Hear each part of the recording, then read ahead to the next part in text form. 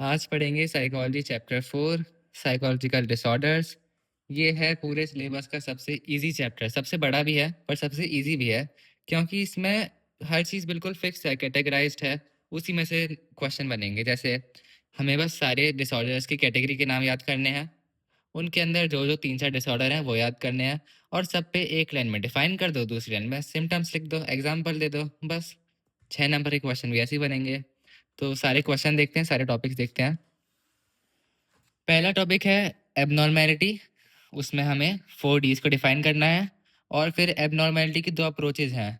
एक थी डेविएंस from social norms, दूसरी थी maladaptive behaviour not good for well being. इसमें से 4 मार्कर आ सकता है। उसके बाद हिस्टोरिकल अप्रोचेस या फिर पर्सपेक्टिव्स। तो पर्सपेक्टिव्स हमारे पास 4 हैं। हिस्टोरिकल अप्रोच और पर्सपेक्टिव हम कंफ्यूज हो जाते हैं, पर पर्सपेक्टिव 4 हैं।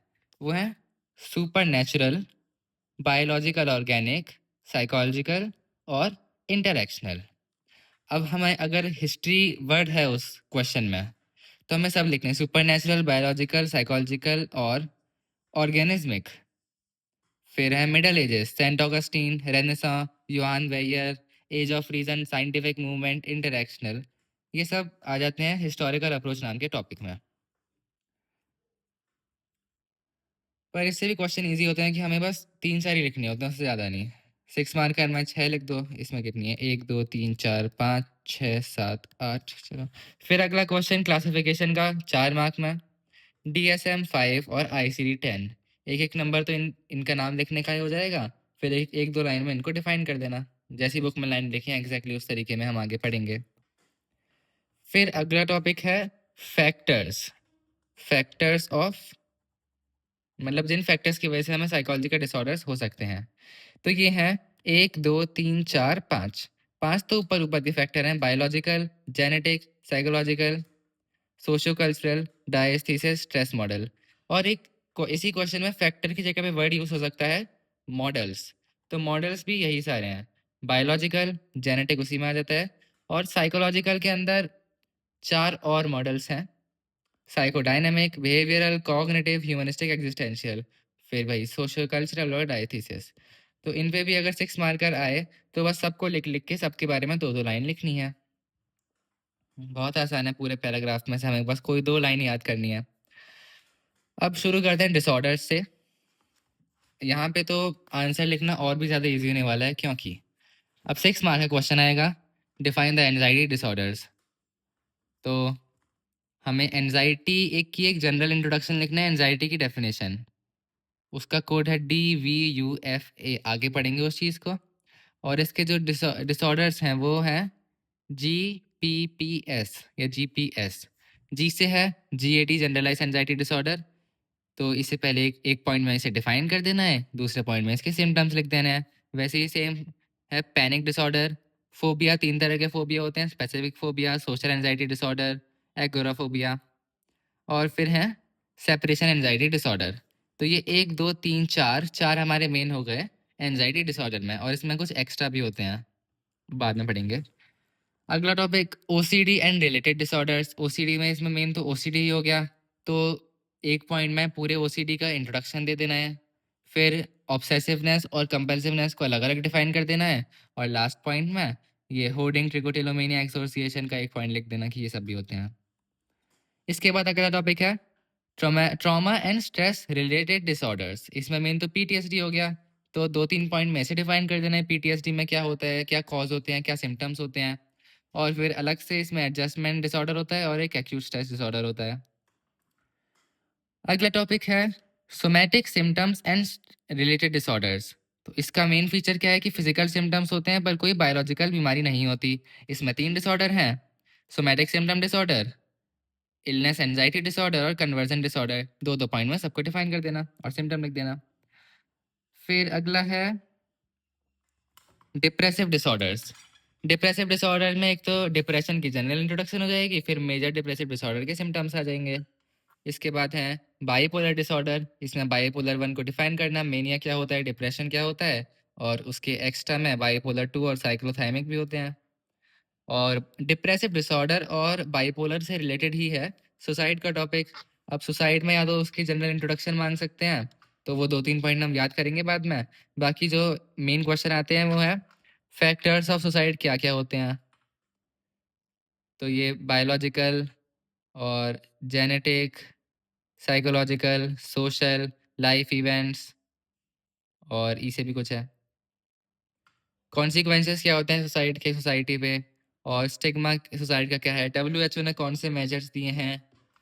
और इससे सबसे ज़्यादा पूछे जाने वाले सवाल 2 हैं इस टॉपिक से सुसाइड के से। पहला है how do we identify students in distress? इसके लिए हमने निमोनिक्स बना रखे हैं।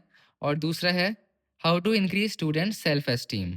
ये भी बाद में हम पढ़ेंगे वीडियो में। फिर एक डिसऑर्डर आ जाता है डिसोसिएटिव डिसऑर्डर्स। इसमें डिसोसिएशन की एक लाइन में एक्सप्लेनेशन कर देना, feeling of unreality estrangement, derealisation, identity loss etcetera करके। फिर इसमें मेन 3 डिसऑर्डर आते हैं। डिसोसिएटिव एमनीशिया, इसको डिफाइन करना है इसके सिम्टम्स। इसमें एक पॉइंट आ जाएगा डिसोसिएटिव फ्यूग का। फिर डीआईडी डिसोसिएटिव आइडेंटिटी डिसऑर्डर और डीपर्सनलाइजेशन डिसऑर्डर। फिर आते हैं स्किज़ोफ्रेनिया। स्किज़ोफ्रेनिया का तो बहुत ही ईज़ी क्वेश्चन है कि इसमें पॉइंट बनाने की भी ज़रूरत नहीं है, तुम्हें बस जितना आता है उतना सब कुछ लिख देना है।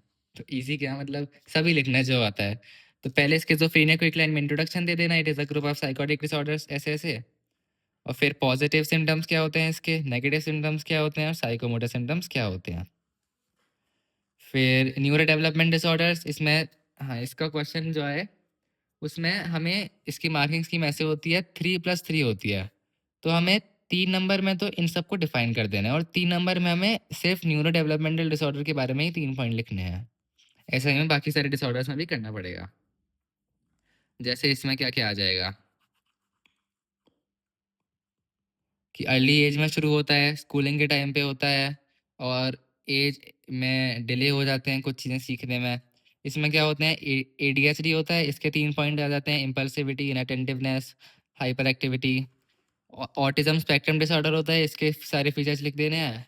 इलनेस एंजाइटी नहीं सॉरी आइडेंटिटी डिसऑर्डर अरे सॉरी इलनेस अरे क्या था इंटेलेक्चुअल डिसेबिलिटी है, इंटेलेक्चुअल डिसेबिलिटी।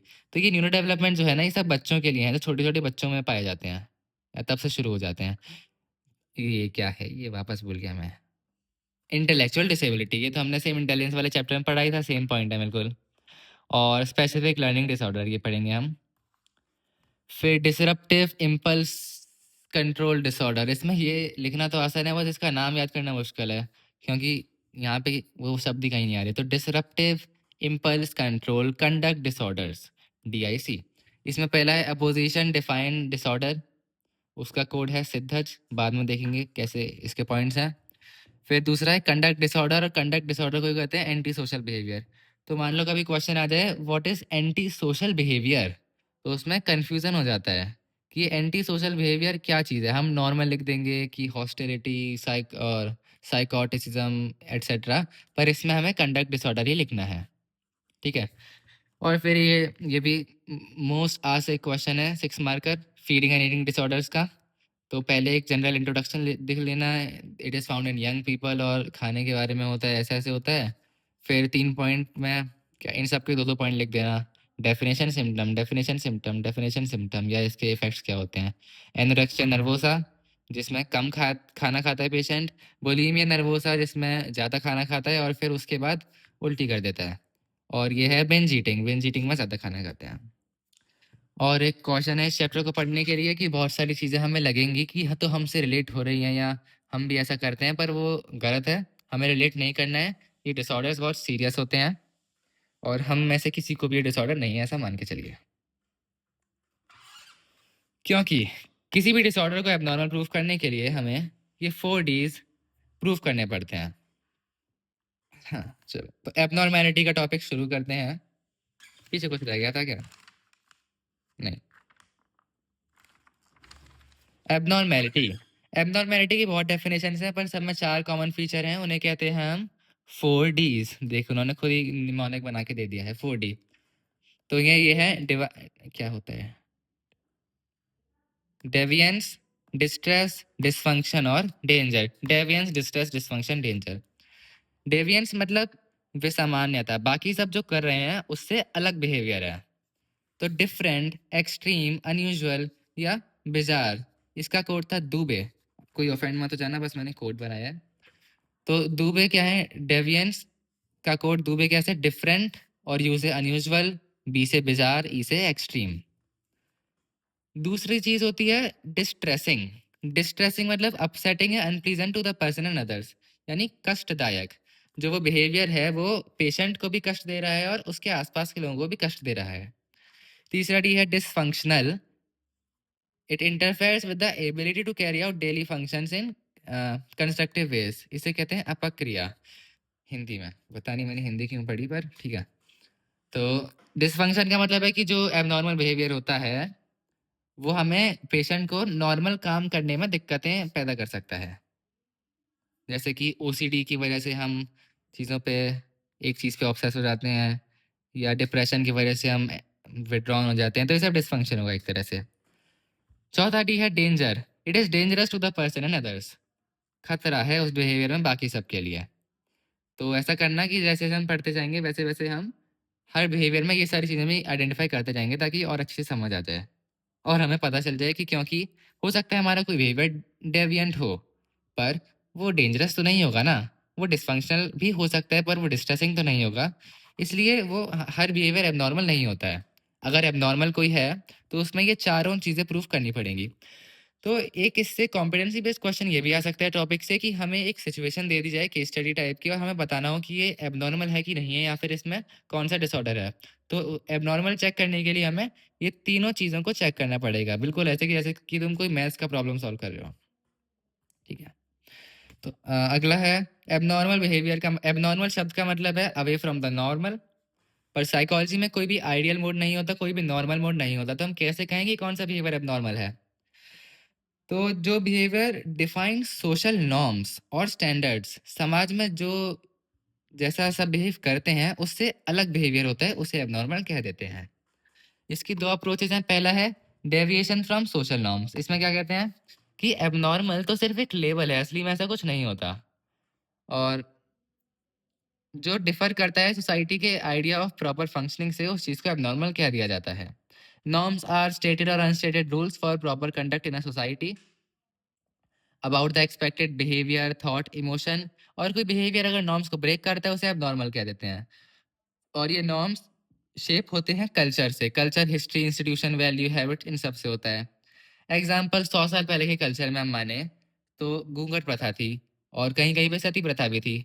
पर अगर आज ये सब बहुत कम हो चुका है या खत्म भी हो चुका है, तो उस बिहेवियर को आज हम एबनॉर्मल मान सकते हैं। पर अगर उससे पहले हम उसके अपोजिशन में होते तो उस टाइम पे उस चीज़ को एबनॉर्मल मानते हैं।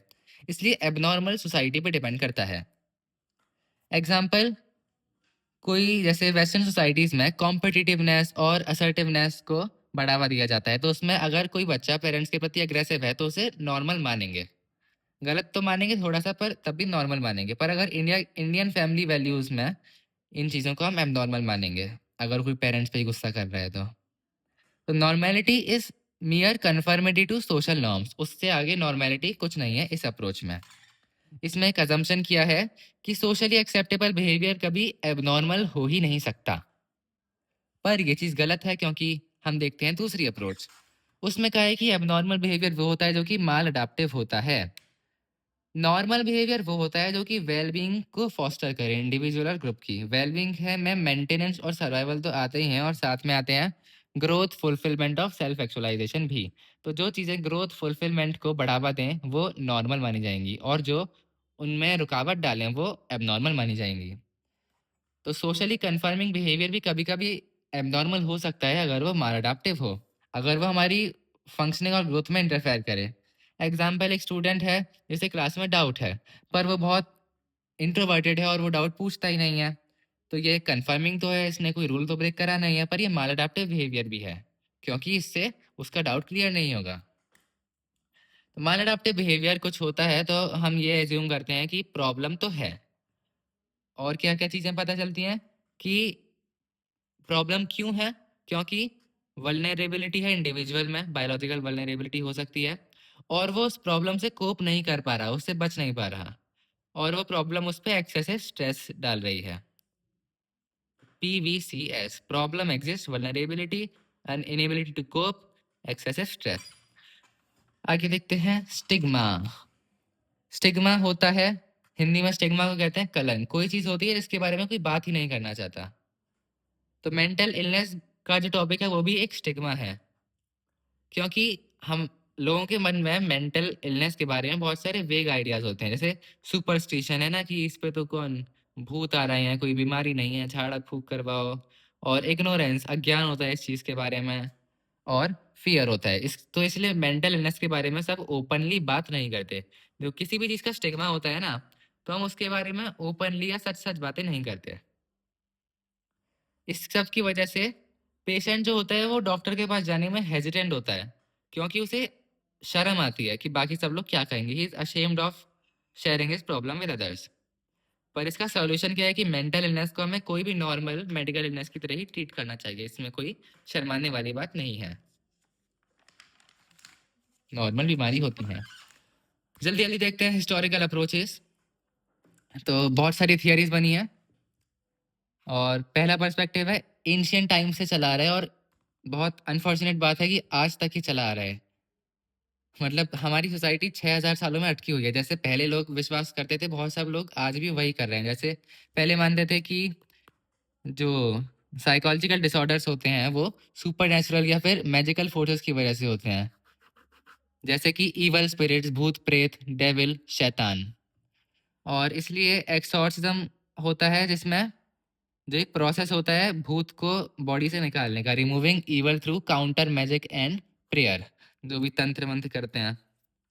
इसमें एक शैमन होता है, या फिर शैमन वो होता है जो भूतों से बात करता है, तांत्रिक। या फिर मेडिसिन मैन, जिसे इंडिया में ओझा भी कहते हैं, जो कि ये सुपर नेचुरल फोर्सेस के साथ, आत्माओं के साथ कांटेक्ट कर सकता है, उनसे बात कर सकता है। और वो हमें ये बता सकता है कि हमारी जो प्रॉब्लम है, हमें जो बीमारी है, वो किस आत्मा की वजह से हो रही है, और हम उसे कैसे खुश कर पाएं ताकि वो हमें छोड़ के चली जाए। तो बहुत प्रिमिटिव चीज़ है, पर आज भी बहुत सब लोग इसमें विश्वास करते हैं। दूसरा पर्सपेक्टिव है बायोलॉजिकल या ऑर्गेनिक अप्रोच। बायोलॉजिकल का मतलब बायोलॉजी में, और ऑर्गेनिक का मतलब, ऑर्गेनिक मतलब यहाँ वो नहीं कि खाद बन रहा है कोई। ऑर्गेनिक का मतलब ऑर्गन से रिलेटेड। तो ये इसमें क्या है कि साइकोलॉजिकल डिसऑर्डर तब होते हैं जब बॉडी और ब्रेन अच्छे से फंक्शन नहीं करते। और मॉडर्न साइंस में भी इसका एविडेंस मिला है, क्योंकि बायोलॉजिकल प्रोसेस को ठीक करने से हम बहुत सारी प्रॉब्लम्स को सही कर सकते हैं। तो बायोलॉजिकल ऑर्गेनिक अप्रोच इंपॉर्टेंट है ये। अगले है साइकोलॉजिकल अप्रोच। अब ये साइकोलॉजिकल है, तो इसमें कुछ साइकोलॉजी में हम क्या पढ़ते हैं, देखो मेंटल प्रोसेस, बिहेवियर, इमोशन ना। 11th में साइकोलॉजी की डेफिनेशन पढ़ी होगी। तो साइकोलॉजी का अप्रोच में यही है कि the disorders come from inadequacies in the way an individual thinks, feels and perceives the world. क्या सोचता है और कैसा फील करता है, और वर्ल्ड को किस तरीके से देखता है। तो ये सब चीजें में जब गलतियां आने लगती हैं, तब प्रॉब्लम होती है, उसे डिस्ट्रेसिंग होता है। तो ये थी हमारी 3 पर्सपेक्टिव। ये रिकरिंग है, ये बार बार आती रहती हैं, इनका कोई टाइम फिक्स नहीं है। आज भी बहुत लोग इस समय विश्वास करते हैं, इसमें भी विश्वास करते हैं, इसमें विश्वास करते हैं। इसके बाद आती है ऑर्गेनिज्मिक अप्रोच। इसे ऑर्गेनिक से कंफ्यूज मत करना, ये है ऑर्गेनिज्मिक। ये शुरू हुई थी एंशियंट ग्रीस में। तो वहाँ के फिलोसोफर फिजिशियन थे, जैसे हिपोक्रेट, सोक्रेटिस और प्लेटो। इनकी थियरी थी कि जो ये एबनॉर्मल बिहेवियर होते हैं, ये होते हैं इमोशंस और रीजन के बीच में कन्फ्लिक्ट में। जो क्या कहते हैं, दिल और दिमाग कुछ अलग अलग चीजें कह रहे हैं, तो कन्फ्लिक्ट हो रहा है। हम क्या सोचते हैं और हम क्या फील करते हैं, इन दोनों में। तो इन कन्फ्लिक्ट्स की वजह से एबनॉर्मल बिहेवियर होते हैं। इसे कहते हैं ऑर्गेनिज्मिक अप्रोच। ऑर्गेनिज्मिक में ही आगे एक और आती है, मतलब इसी का पार्ट है, पर ये अलग फिलोसोफर की है। ये है ग्लेन। इन्होंने कहा कि हमारी बॉडी में 4 ह्यूमर्स हैं, या बॉडी फ्लूइड्स, जो कि हमारे कैरेक्टर और टेम्परामेंट को डिटरमाइन करते हैं। तो जो वर्ल्ड है वो 4 तत्वों का बना है, अर्थ, फायर, एयर और वाटर का। यही 4 एलिमेंट्स बनाते हैं ये 4 बॉडी फ्लूइड्स, जिनके नाम है blood, black bile, yellow bile और फ्लैग्मा। और हर फ्लूइड का अपना अलग टेम्परामेंट होता है। और इन फ्लूइड्स में जब इम्बैलेंस आ जाता है, तो एबनॉर्मल बिहेवियर पे डिसऑर्डर्स बन सकते हैं। ये सेम चीज़ हमने सेल्फ वाले, पर्सनैलिटी वाले में भी देखा था ना, बॉडी फ्लूइड्स और हिपोक्रेट्स की थियरी, उस टाइप का सेम वही चीज़ है। और ये ऐसे ही इंडिया में त्रिदोष पढ़े थे हमने चरक संहिता के, वात पित्त और कफ के, वो भी सेम ही थियरी है उनकी कि इनके इम्बैलेंस की वजह से एबनॉर्मल बिहेवियर आ सकता है। ये थी अथर्ववेद और आयुर्वेद में। अब इसके बहुत साल बाद, कुछ साल तो नहीं, लगभग कितने साल हो गए, हाँ, 1000 ही साल हो गए, मिडल एजेस में यूरोप में क्या हुआ, डेमोनोलॉजी और सुपरस्टिशन वापस आया, जो कि हमने वो देखा था ना एंशियंट टाइम्स में है, वो सेम चीज अब वापस आ गई चर्च की वजह से। तो वो क्रिश्चियंस मानने लगे कि जो डेमोनोलॉजी में जो मेंटली इल होते हैं वो लोग इवल होते हैं, मतलब वो लोग शैतान होते हैं। और इसकी वजह से उस टाइम पे बहुत सारी विच हंट्स भी होती थी। तो विच हंट्स क्या होती थी कि जो विमेन होती थी जिन्हें साइकोलॉजिकल डिसऑर्डर्स हो जाते थे और उनका बिहेवियर एबनॉर्मल होता था, उन्हें विच कह कह के पकड़ पकड़ के वहाँ की जो क्लर्जी होती थी वो उन्हें जला देते थे। तो बस early middle ages, Saint Augustine. तो ये मिडल एजेस इसी टाइम पे सेंट ऑगस्टीन यहाँ पे क्या उसमें लिखा था the Christian spirit of charity prevailed. तो इनकी क्रिश्चियनिटी थोड़ी और अच्छी हो गई, तो सेंट ऑगस्टीन ने wrote extensively about feelings, mental anguish और कॉन्फ्लिक्ट। तो उन्होंने थोड़ा वापस साइकोलॉजी की तरफ शिफ्ट करी सिचुएशन, फीलिंग्स, मेंटल एंग्विश और कॉन्फ्लिक्ट कि इनकी वजह से नॉर्मल बिहेवियर हो सकता है, ये लिखा सेंट ऑगस्टीन ने। और ये बेसिस बना आने वाली साइकोडायनामिक थियरीज का, मॉडर्न की। जो फ्रॉइड के टाइम की थियरी थी ना, वो इन्हीं सब से कहीं ना कहीं इंस्पायर होती है, सेंट ऑगस्टीन से। इसके बाद आता है रेनेसां पीरियड। इसमें ह्यूमनिज्म और क्यूरियोसिटी अबाउट एब्नॉर्मल बिहेवियर में इंटरेस्ट बढ़ा लोगों का। इस टाइम पे एक थियरिस्ट थे योहान वेयर। उन्होंने कहा कि जो साइकोलॉजिकल डिसऑर्डर्स के कॉज हैं साइकोलॉजिकल कॉन्फ्लिक्ट्स और डिस्टर्ब इंटरपर्सनल रिलेशनशिप्स, जैसा कि आज हम भी मानते हैं। तो ये सी डी, कॉन्फ्लिक्ट्स और डिस्टर्ब रिलेशनशिप्स। और इन्होंने ये कहा कि जिन लोगों को तुम विचेस कह देते हो ना, वो ईवल नहीं है, वो सिर्फ मेंटली डिस्टर्ब हैं, वो सिर्फ बीमार हैं, और उन्हें थियोलॉजिकल ट्रीटमेंट की ज़रूरत नहीं है, उन्हें ज़रूरत है मेडिकल ट्रीटमेंट की। डॉक्टर के पास लेके जाओ उन्हें, फादर के पास नहीं। Age of reason and enlightenment ये आई 17 से 18 सेंचुरी के टाइम पे, क्योंकि इस टाइम पे आया scientific methods replaced faith and dogma. तो रिलीजन को रिप्लेस कर दिया साइंस ने। और इस टाइम पे साइंस की वजह से भी रिफॉर्म मूवमेंट। रिफॉर्म में क्या क्या हुआ, पहला है compassion for mentally ill people, उन्हें विचेस नहीं कहा गया, उनके प्रति एम्पैथी दिखाई गई। और रिफॉर्म ऑफ असाइलम्स, पहले असाइलम्स की हालत बहुत बुरी होती थी, इसके बाद असाइलम में थोड़े रिफॉर्म्स हुए यूरोप और अमेरिका में। और डी इंस्टीट्यूशनलाइजेशन, तो इसमें क्या है, डी इंस्टीट्यूशनलाइजेशन, इंस्टीट्यूशन कौन सा, असाइलम का, कि असाइलम के बाहर भी इन लोगों के लिए कम्युनिटी केयर अवेलेबल हो। ये थी age of reason and enlightenment. अब ये लास्ट यहाँ पे आके हमारा स्टॉप लगा दूं कि सब कुछ क्लियर हो चुका है अब, मतलब ठीक है। इंटरैक्शनल अप्रोच, इसे कहते हैं बायो साइको सोशल अप्रोच। ये उन सारे पर्सपेक्टिव्स की कन्वर्जेंस हैं, बायोलॉजिकल की भी, साइकोलॉजिकल की भी और सोशल की भी। आप बोलो सोशल कहाँ से आ गया, तो सोशल ये इसने जब कहा कि डिस्टर्ब इंटरपर्सनल रिलेशनशिप्स, तो वो सोशल ही तो हुआ। तो bio psycho social, all three factors influence psychological disorders. अगला topic, classification of disorders. Introduction में क्या लिखना है, the classifications provide list of categories of disorders which are grouped in classes based on some shared characteristics. तो जो disorders बहुत similar features के होते हैं उन्हें ग्रुप कर देते हैं। जैसे जो भी एंजाइटी से रिलेटेड है उन्हें एंजाइटी की हेडिंग में लिख दिया, जो भी स्किज़ोफ्रेनिया से रिलेटेड है उन्हें स्किज़ोफ्रेनिया की हेडिंग में लिख दिया। अब ये यूजफुल क्यों है, ये भी क्वेश्चन आ जाता है। It helps users like psychologists, psychiatrists, social workers to communicate, understand the causes and the processes responsible for development and maintenance of these behaviors, ये disorders। तो CCP, कम्युनिकेशन, एक दूसरे से बात करनी है तो हमें कोई नाम देना पड़ेगा प्रॉब्लम का। अंडरस्टैंड द कॉजेज, क्योंकि इसमें कॉजेज क्लासिफिकेशन में लिखे रहते हैं या फिर क्राइटेरिया लिखा रहता है, और प्रोसेस समझने का कि डिसऑर्डर में क्या क्या होता है। पहली क्लासिफिकेशन है DSM-5, diagnostic and statistical manual of mental disorders. ये मेंटल डिसऑर्डर फुल फॉर्म के बाहर आ गया। तो DSM है diagnostic and statistical manual, 5th edition of mental disorders. Official manual है describing and classifying the disorders. American psychiatric association ने बनाया था, तो ये सिर्फ अमेरिका में ही यूज़ होता है और ये प्रोवाइड करता है क्लिनिकल डिस्क्रीट क्लिनिकल क्राइटेरिया, बहुत माइन्यूट माइन्यूट डिस्टिंग्विश करता है हर डिसऑर्डर में उसकी प्रेजेंस और एब्सेंस को बताने के लिए कि ये सिम्टम्स हैं, ये सिम्टम्स नहीं है, तभी ये वाला डिसऑर्डर है और ये वाला नहीं है। मज़ा आता है इसे पढ़ने में, बहुत बढ़िया डॉक्यूमेंट है। ICD-10 इसकी फुल फॉर्म है international classification of diseases. 10th का मतलब 10th रिवीजन, ये था एडिशन और यह है रिवीजन। और आगे इसका और बड़ा नाम है classification of behavioural mental diseases. इस चीज़ का पूरा नाम है ICD-10 classification of behavioural and mental diseases. ये बनाया है WHO ने और ये इंडिया और पूरी दुनिया में यूज़ होता है।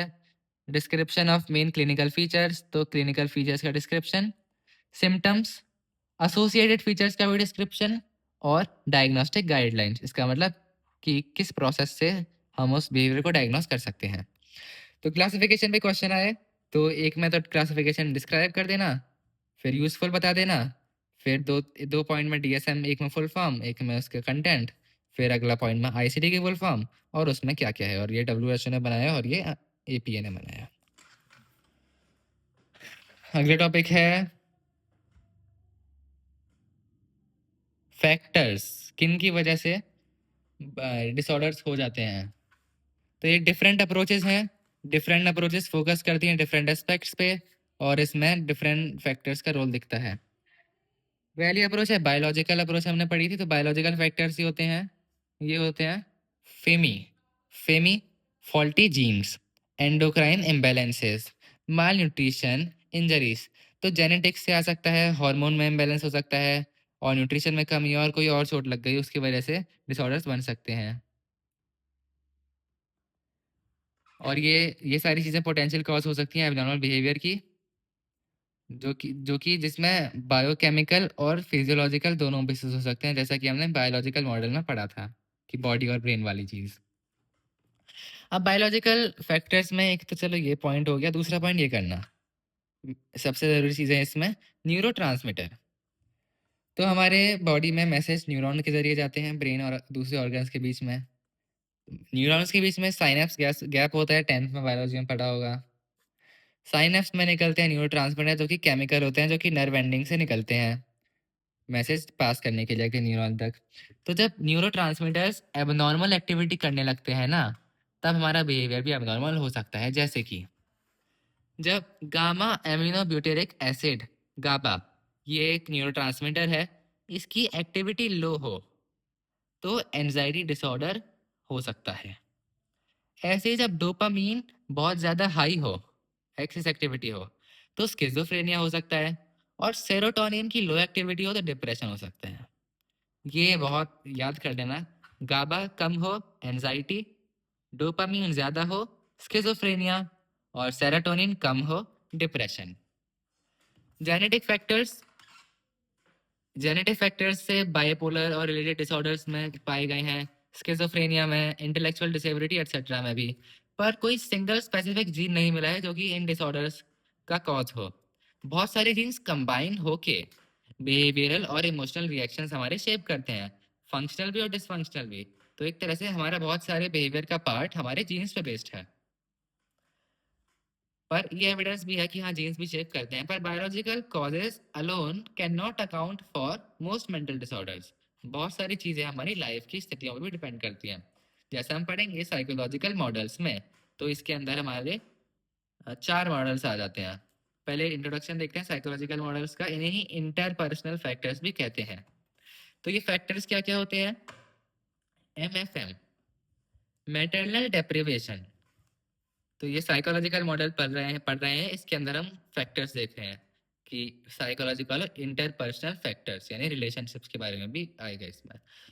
तो पहला फैक्टर है मैटरनल डेप्रिविएशन, यानी बचपन में मदर का प्यार बहुत कम मिला, सेपरेशन फ्रॉम मदर या lack of warmth and stimulation in early childhood.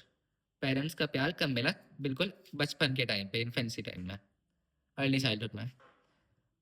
और दूसरा है F से फॉल्टी पेरेंट चाइल्ड रिलेशनशिप हुई, डिस्टर्ब रिलेशनशिप हुई, जिसमें rejection, over protection, over permissiveness, faulty discipline सब आ जाती हैं कि ज़्यादा स्ट्रिक्ट हो तो भी दिक्कत है बहुत कम स्ट्रिक्ट हो तो भी दिक्कत है कि बच्चे को लगे कि ये तो मेरी केयर ही नहीं करते। एम से maladaptive family structure. Family structure inadequate है, डिस्टर्ब फैमिली है, या झगड़ा चलता रहता है, या कोई एक दूसरे पे ध्यान नहीं देता, ओवर इन्वॉल्व है, ये सब चीज़ें भी बाद में बड़े होकर डिसऑर्डर्स में कन्वर्ट हो सकती हैं। तो maternal deprivation, faulty parental relationship, maladaptive family structure.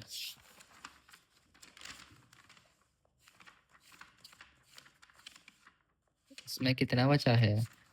ओहो, चलो आधा तो हो गया। साइकोडायनेमिक मॉडल, ये साइकोलॉजिकल मॉडल्स अभी जो हेडिंग थी उसके अंदर का पहला पार्ट है साइकोडायनेमिक मॉडल। ये ओल्डेस्ट और मोस्ट फेमस है और हम भी फ्रॉइड के जरिए से जानते हैं। हमें पता है कि साइकोडायनेमिक मॉडल में क्या कहता है कि internal unconscious psychological forces determine our behaviour both normal and abnormal. तो जो इड ईगो और सुपर ईगो का इंटरेक्शन होता है उसी से हमारा जितना बिहेवियर है वो बाहर आता है। These are dynamic and they interact and they shape our behavior, thoughts and emotions. Conflict in them results to abnormal behavior, ऐसा कहा था फ्रॉइड ने। इड, ईगो, सुपर ईगो तीन हो गए। इड होती है इंस्टिंक्चुअल नीड्स और ड्राइव्स और इम्पल्सेस। ईगो होती है रैशनल थिंकिंग। सुपर ईगो होता है मोरल स्टैंडर्ड्स। इनमें कॉन्फ्लिक्ट होता है तो एबनॉर्मल बिहेवियर बन जाता है। एबनॉर्मल बिहेवियर, फ्रॉइड ने कहा था abnormal behaviour is symbolic expression of unconscious mental conflicts. तो हमारे माइंड में अनकॉन्शियस में जो कॉन्फ्लिक्ट चल रहे हैं इन तीनों के बीच में, उन्हीं को सिंबॉलिक तरीके से एक्सप्रेस होते हैं हमारे बिहेवियर में। अब यहाँ पे सिंबॉलिक का क्या मतलब है, उस चीज पे तो सिगमंड फ्रॉइड की पूरी थियरी बेस्ड है। तो बस यह है कि अंदर कुछ भी चल रहा है वो बाहर आके कोई भी रूप ले सकता है। तो बहुत अजीब चीज थी ये, पर this can be trace too early childhood infancy. तो हमें क्या लिखना है, बस मेन चीज एग्जाम में 2 पॉइंट, ये अनकॉन्शियस साइकोलॉजिकल फोर्सेस डिटरमाइन करती हैं, और ये कॉन्फ्लिक्ट होता है तो एबनॉर्मल बिहेवियर होता है। चाहो तो ये भी लिख देना, और एड ईगो सुपर ईगो तो लिखना ही लिखना, इन्हें एक पॉइंट बना देना। दूसरा है बिहेवियरल मॉडल। तो हमने बिहेवियरिस्ट के बारे में पढ़ा है 11th में भी। उसमें क्या करते हैं, लर्निंग प्रिंसिपल यूज करते हैं, तो उसी पे ये पूरी थियरी बेस है। बिहेवियरिस्ट कहते हैं कि all that behaviours are learned and psychological disorders arise out of learning maladaptive ways of behaving. हम जो बिहेव करते हैं वो सब लर्निंग प्रिंसिपल पे बेस्ड है। हमने कोई चीज़ गलत सीख ली तो फिर हम उसे पूरी लाइफ गलत ही करते रहते हैं, जिसकी वजह से वो बिहेवियर नॉर्मल कहा जाता है। और कंडीशनिंग से सीखते हैं, जैसे कि क्लासिकल कंडीशनिंग और ये ऑपरेंट कंडीशनिंग, सोशल लर्निंग। और in what can be learn can also be unlearn. तो ठीक करने का तरीका है कि जैसे तुमने लर्निंग प्रिंसिपल से बिहेवियर सीखे थे वैसे ही लर्निंग प्रिंसिपल से कोई अच्छा बिहेवियर से इसे रिप्लेस कर दो। तो कॉग्न वो सॉरी ये क्या था, क्लासिकल कंडीशनिंग में कंडीशनिंग कैसे होती है, through temporal association when the events are placed together in time. जैसे कुत्ते को घंटी बजाई, घंटी के साथ खाना दे दिया तो खाना लिंक हो गया घंटी से। तो जब भी घंटी बजती है तब बिना खाने के भी वो सलाइवा निकालने लगता है। ऐसे ही ऑपरेशनल कंडीशनिंग, इसमें रिवॉर्ड के बेसिस पे बिहेवियर लर्न होते हैं। चूहों को खाना तो वो मैं जल्दी सॉल्व करेंगे वो वाली चीज़। और सोशल लर्निंग थियरी थी बंदूरा की, इसमें ऑब्जर्व करके और दूसरों को इमिटेट करके हम बिहेवियर सीखते हैं। तो ये 3 तरीके हैं जिनसे हम अडाप्टिव और माल अडाप्टिव दोनों तरह के बिहेवियर सीख सकते हैं। तो 1 पॉइंट की लर्निंग हो गया, 1 पॉइंट में थियरी बता देना। कॉग्निटिव मॉडल, इसमें CIO, सी से है, कहता है कि जो डिसऑर्डर्स होते हैं वो कॉग्निटिव प्रॉब्लम की वजह से अराइज होते हैं। अब ये कॉग्निटिव प्रॉब्लम क्या है, irrational and inaccurate assumptions and attitudes about themselves। कि जो पेशेंट है वो अपने बारे में कुछ बहुत ज़्यादा इरेशनल या नेगेटिव चीज़ें सोच लेता है, जिसकी वजह से उसकी प्रॉब्लम और बढ़ती है। तो इसमें इलॉजिकल थिंकिंग आ जाता है और ओवर जनरलाइजेशन आ जाता है। ओवर जनरलाइजेशन का मतलब है drawing broad negative conclusions from single insignificant events. कोई छोटी सी बात हुई, उस चीज़ को हमने बड़ा चढ़ा के बहुत ज़्यादा नेगेटिव बना लिया, जिसकी वजह से हमें प्रॉब्लम हो सकती है। बस इतना सा था कॉग्निटिव मॉडल।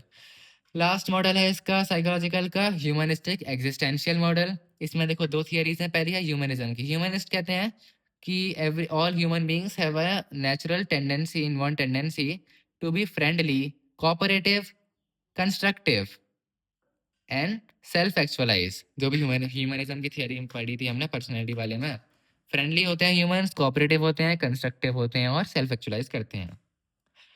ये लाइन एक लिख देनी है। दूसरे पॉइंट में एग्जिस्टेंशियलिस्ट होते हैं, वो कहते हैं कि everyone has total freedom to give meaning to our existence. अगर एग्जिस्टेंशियल थियरी है वो किस पे बेस्ड है? एग्जिस्टेंशियल क्राइसिस पे। हमें अपनी आइडेंटिटी बनाना है ना, तो हमारे पास फ्रीडम है अपनी आइडेंटिटी खुद शेप करने का, अपनी एग्जिस्टेंस को मीनिंग देने का कि भाई मैं एग्जिस्ट क्यों करता हूँ, मैं जिंदा क्यों हूँ, और अवॉइड दैट रिस्पॉन्सिबिलिटी।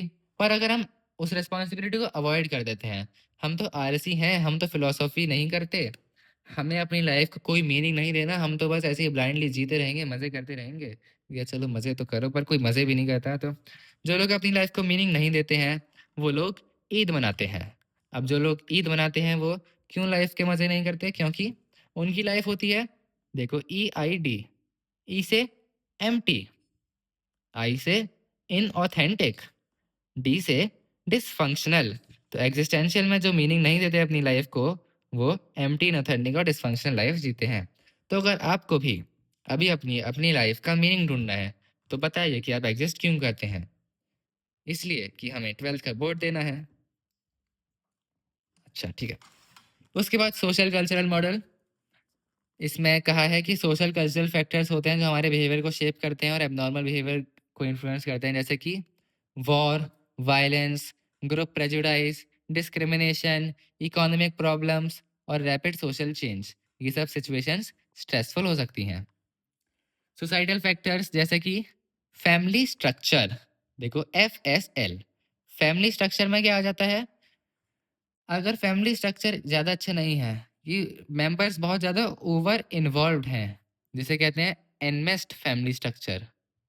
एक दूसरे में बहुत घुसे हुए हैं, सब लोग एक दूसरे की लाइफ में घुसते हैं, कोई प्राइवेसी नहीं है, और छोटी-छोटी बातों में बच्चों की हेल्प करते हैं, या फिर वैसे हेल्प तो करनी चाहिए पर बहुत छोटी-छोटी बातों में भी। तो ऐसे बच्चे जो होते हैं वो कम इंडिपेंडेंट बनते हैं। तो ये कम इंडिपेंडेंट होना एक एब्नॉर्मैलिटी हो गई क्या? फिर दूसरा है कम्युनिकेशन में प्रॉब्लम या फिर सोशल नेटवर्क्स। सोशल नेटवर्क्स कैसे एब्नॉर्मैलिटी करते हैं? कि जिन लोगों के पास सोशल और प्रोफेशनल रिलेशनशिप्स अच्छी होती हैं वो तो अच्छे से रहते हैं, पर जो लोग आइसोलेटेड होते हैं, उनमें फैमिली और फ्रेंड्स का सपोर्ट नहीं होता, उनमें डिप्रेशन होने की चांस बढ़ जाती हैं और वो डिप्रेशन भी लंबे टाइम तक होते हैं, डिप्रेस। फिर हैं सोसाइटल लेबल्स एंड रोल्स। तो ये एल से लेबल्स आ गया। ये क्या कहते हैं कि जब भी कोई सोसाइटी का कोई नॉर्म ब्रेक करता है, अब ये नॉर्म बहुत ज़्यादा कॉमन कन्वेंशनल चीज़ होती हैं जो हमें लगता है कि तो सबको पता ही होना चाहिए, पर उनका एक्चुअली कोई रीज़न नहीं होता, बस वो इसलिए कि सब करते आ रहे हैं। तो जब कोई नॉर्म्स ब्रेक करता है तो उसे हम मेंटली इल कह देते हैं या फिर डेविएंट कह देते हैं। अब ये चीज़ एक लेबल बन गया, उसे कोई भी देखेगा क्रेजी, पागल, इस तरीके से कहेगा। ठीक है? अब इसके बाद क्या होता है कि अगर उसे सच में भी कोई डिसऑर्डर नहीं होता है, वो बिल्कुल नॉर्मल व्यक्ति होता है, पर वो इस सिक रोल को एक्सेप्ट कर लेता है और वो सिक होने की ही एक्टिंग करता है। वो मान लेता है कि अच्छा मैं सच में पागल हूँ, मुझे सच में कोई डिसऑर्डर है। इससे फंक्शनिंग डिस्टर्ब हो जाती है। तो सोशियो कल्चरल मॉडल में पहले तो फैक्टर्स बता देने हैं, वॉर, वायलेंस एटसेट्रा। उसके बाद ये फैक्टर्स ये वाले बता देने हैं। अच्छा, दोनों फैक्टर्स ही तो थे, फैमिली, लेबल्स और सोशल सपोर्ट। इसके बाद क्वेश्चन इसी में से आएगा, 4 नंबर का या 3 नंबर का इससे आएगा, डायथीसिस स्ट्रेस मॉडल। ये मोस्ट वाइडली एक्सेप्टेड है आज की डेट में। ये क्या कहता है कि psychological disorders are caused when a diathesis. Diathesis शब्द का मतलब है biologically predisposition to a disorder, कि हमारे जीन्स में ही कोई ऐसी चीज़ है जो हमें ससेप्टेबल बनाती है उस बिहेवियर को मतलब उससे प्रभावित होने के लिए। तो diathesis is set off by a stressful situation. तो इस मॉडल के, डायथीसिस स्ट्रेस मॉडल के 3 कंपोनेंट हैं। देखो, 2 तो डायथीसिस और स्ट्रेस ही हो गए। डायथीसिस होती है इनहेरिटेड बायोलॉजिकल एबरेशन। एबरेशन मतलब एबनॉर्मेलिटी। हमने हमारे जीन्स में ही कोई बायोलॉजिकल एबनॉर्मेलिटी है जिसकी वजह से हमें वो डिसऑर्डर होने की चांसेस बढ़ जाती हैं। वल्नरेबिलिटी, वल्नरेबिलिटी का मतलब हम वल्नरेबल हैं उस डिसऑर्डर को एक्वायर करने के लिए, टू डेवलप द डिसऑर्डर, या these individuals are at risk और प्रीडिस्पोज्ड। प्रीडिस्पोज मतलब पहले से ही, सिचुएशन से पहले से ही उनकी चांसेस थी डिसऑर्डर डेवलप करने की। तीसरा कंपोनेंट है पैथोजेनिक स्ट्रेसर। पैथोजेनिक मतलब मेडिकल इलनेस से रिलेटेड। तो ये स्ट्रेसर्स होते हैं एनवायरनमेंट में जो कि साइकोपैथोलॉजी में लीड कर सकते हैं। साइकोपैथोलॉजी मतलब सिंपल साइकोलॉजिकल इलनेस। तो ये प्री डिस्पोजिशन यानी डायथीसिस से आती है वल्नरेबिलिटी, और इसके साथ जब हमारा कोई एक्सटर्नल स्ट्रेसर आ जाता है तो हम डिसऑर्डर को डेवलप कर सकते हैं। और ये जो मॉडल है ये एंजाइटी, डिप्रेशन, स्किज़ोफ्रेनिया इन सब में भी यूजफुल है। तो एंजाइटी, डिप्रेशन, स्किज़ोफ्रेनिया। जो जीन्स होते हैं वो पहले तो डोरमेंट होते हैं। डोरमेंट का मतलब स्लीपिंग, जब डायथीसिस होती है। पर जब कोई सिचुएशन में स्ट्रेस आ जाता है तो वो ट्रिगर हो जाते हैं, वो एक्टिवेट हो जाते हैं और बीमारी डेवलप हो सकती है। अरे डिसऑर्डर शुरू करने से पहले ही हमारे 40 मिनट हो चुके हैं। कोई बात नहीं, अब डिसऑर्डर बहुत जल्दी जल्दी करेंगे। एंजाइटी सबको पता है क्या होता है। नॉर्मल एंजाइटी हमें मोटिवेट करती है, पर हाई एंजाइटी डिस्ट्रेसिंग हो सकती है। डिस्ट्रेसिंग क्यों? वो हमारी इफेक्टिव फंक्शनिंग में इंटरफेयर कर सकती है। तो जब एंजाइटी डिस्ट्रेसिंग हो जाए और इंटरफेयर करने लगे हमारी नॉर्मल फंक्शनिंग में, तब वो डिसऑर्डर बनता है। ये चीज़ क्वेश्चन में पूछ लेते हैं कि एंजाइटी डिसऑर्डर कब बनता है। अब एंजाइटी की डेफिनेशन वो थी डवूफा। डवूफा, DVUFA। ये एग्जैक्ट लिखना होगा। Diffuse vague unpleasant feelings of fear and apprehension. Anxiety is a diffuse vague unpleasant feeling of fear and apprehension. Anxiety के जनरल सिम्टम्स क्या होते हैं? खुद बताओ, जब तुम्हें स्ट्रेस होता है क्या होता है?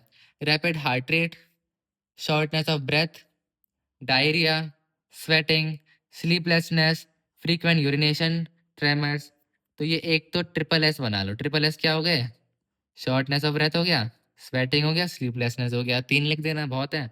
बाकी धूर्त। एंजाइटी बहुत ही धूर्त चीज है। क्यों?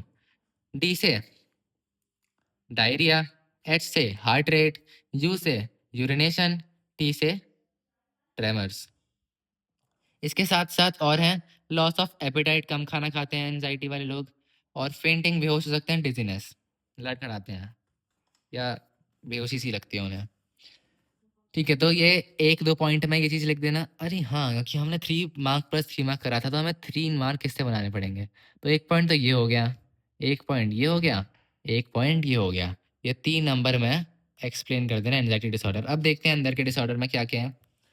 तो GAD जनरलाइज एंजाइटी डिसऑर्डर, ये PVUI, इसकी डेफिनेशन है पुई। प्रोलॉन्ग यानी बहुत टाइम तक चलने वाला। वेग बहुत अजीब सा है, पता नहीं कि हम क्यों चिंता है। अनएक्सप्लेन्ड, पता नहीं किस बात की चिंता है। इंटेंस फियर, बहुत ज्यादा चिंता है। Fear which is not attach to any particular object. तो ये बहुत जनरलाइज्ड है, बस हम हर टाइम एंग्शियस रहते हैं पर हमें खुद नहीं पता कि हम चिंता क्यों कर रहे हैं। Prolong vague and unexplained intense fear which is not attach to any particular object और सिचुएशन। इसके सिम्टम्स हैं WHM। पहला है worry and apprehensive feelings about future. दूसरा है हाइपर विजिलेंस, हम एनवायरनमेंट को डेंजर्स के लिए कॉन्स्टेंटली स्कैन करते रहते हैं, बहुत ज़्यादा विजिलेंट होते हैं, अराउज होते हैं कि भाई कोई दिक्कत तो नहीं हो जाएगी, और बिना बात की चिंता करते रहते हैं हर टाइम। और M से मोटर टेंशन, बॉडी रिलैक्स नहीं रहती, रेस्टलेस रहते हैं और दिखने में भी शेकी और टेंस रहते हैं। तो दिखने से ही लग जाता है जैसे बहुत ज़्यादा एंक्शियस हैं। तो ये 2 पॉइंट इसके हो गए। इसके बाद पैनिक डिसऑर्डर। पैनिक डिसऑर्डर का नाम है panic disorder. Panic anxiety disorder नाम का कोई डिसऑर्डर नहीं होता, पैनिक डिसऑर्डर है सिर्फ। इसके मेन पॉइंट है recurrent anxiety attacks in which a person experiences intense terror. Anxiety attacks होते हैं जिन्हें कहते हैं पैनिक अटैक। पैनिक अटैक क्या होता है? abrupt surge of intense anxiety rising to a peak when thoughts of a particular stimuli are present. Anxiety एकदम से पीक पे पहुंच जाती है जब कुछ तरह के नेगेटिव थॉट्स जिनसे हमें डर लगता है या उस टाइप के स्टिमुलाई प्रेजेंट होते हैं। इसके क्लिनिकल फीचर्स यानी कि सिम्टम्स हैं BCCCDNPT। तो CCC देखते हैं, CCC क्या है। C से है चोकिंग, चेस्ट पेन और फियर ऑफ गोइंग क्रेजी। अब BPNT देखते हैं। B से है ब्रेथ शॉर्टनेस, D से है डिजीनेस, T से ट्रेम्बलिंग, P से पाल्पिटेशंस और नोजिया। तो पाल्पिटेशन का मतलब दौरे पड़ना, ब्रेथ शॉर्टनेस सांस लेने में दिक्कत हो जाती है। इस पैनिक अटैक में ये सारी चीज़ें होती हैं। फोबियाज होते हैं irrational fears of specific object, people या सिचुएशन, और ये ग्रेजुअली डेवलप होते हैं, एकदम से नहीं बन जाते हैं। और ज़्यादातर ये जीएडी के थ्रू बिगिन होते हैं कि पहले जनरलाइज एंजाइटी होती है, उसके बाद वो किसी एक पार्टिकुलर ऑब्जेक्ट से अटैच हो जाती है। तो स्पेसिफिक ऑब्जेक्ट को कहते हैं specific phobia.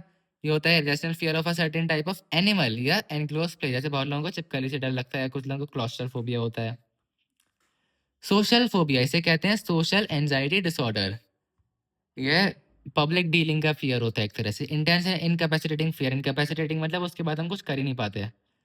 And embarrassment, fear and embarrassment, embarrass भी हो जाते हैं व्हेन डीलिंग विद अदर्स। हम मतलब जैसे ये हो, हम नहीं, हम यूज नहीं करेंगे ऐसे। जैसे कि ये व्यक्ति है, इसका नाम क्या है, जो भी हो, ये बहुत ज्यादा डरता है लोगों से बात करने में, तो इसे सोशल फोबिया है। अगोराफोबिया, अगोराफोबिया, अब देखो ये क्या है, ये सोच रहा है कि भाई मैं घर से बाहर जाऊं कि ना जाऊं। Fear of entering new situation या unfamiliar situation, and the people are also afraid of leaving their home, this impairs their normal life activity and ability is limited. नई सिचुएशन में जाने का डर होता है अगोराफोबिया।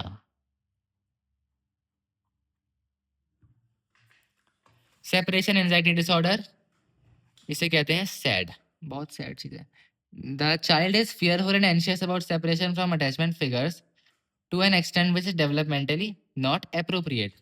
तो बच्चा जैसे अपने पेरेंट्स से या किसी से भी बहुत ज्यादा प्यार करता है, उससे दूर जाने का उसे बहुत इंटेंस फियर बनाया जाता है कि कहीं ये मुझसे दूर ना हो जाए। इसकी वजह से उसे कमरे में अकेले रहने में दिक्कत होती है, स्कूल अकेले नहीं जा सकता, न्यू सिचुएशंस को अवॉइड करता है, और हमेशा पेरेंट्स के साथ रहता है, पेरेंट्स से चिपका रहता है। चिपकू बच्चे होते हैं ना, और जहाँ पेरेंट्स जाते हैं उनके पीछे पीछे चलता है, शेडोज एवरी मूव।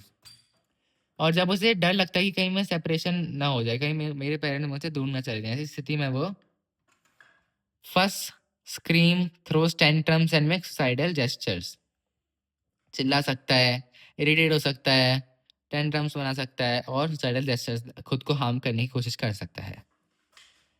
तो ये हमारे थे एंजाइटी डिसऑर्डर्स।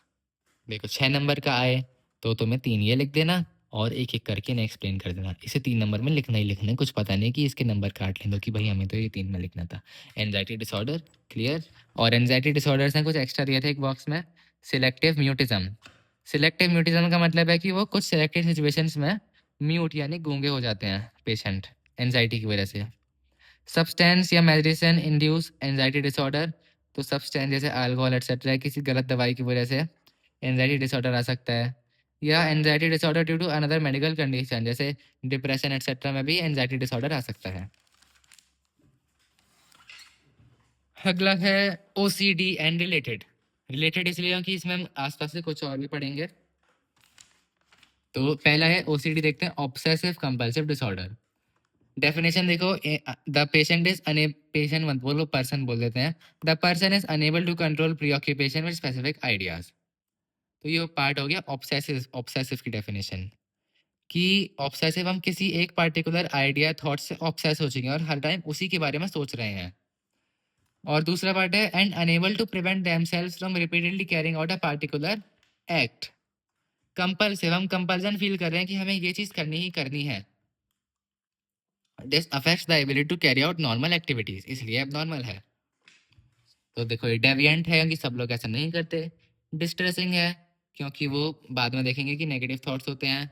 और डिसफंक्शनल है, अब एक काम में अटके रहोगे बाकी काम कैसे करोगे। और डेंजरस है, वैसे डेंजरस तो इतना नहीं है, डेंजरस आगे चल के आएंगे ये वाले। तो ठीक है, ये एक पॉइंट में ये हो गया। दूसरे पॉइंट में ऑब्सेसिव बिहेवियर को डिफाइन कर देना। ये थॉट्स होते हैं inability to stop thinking about a particular idea or topic, and the person often thinks that these are unpleasant and shameful thoughts। तो कुछ shameful या negative thoughts होते हैं जो बार बार दिमाग में आते रहते हैं, उसके बारे में हम कितनी कोशिश कर लें दिमाग से निकाल ही नहीं पाते। कंपल्सिव बिहेवियर क्या होता है इसमें, we feel and the person feels a need to perform certain behaviors over and over again।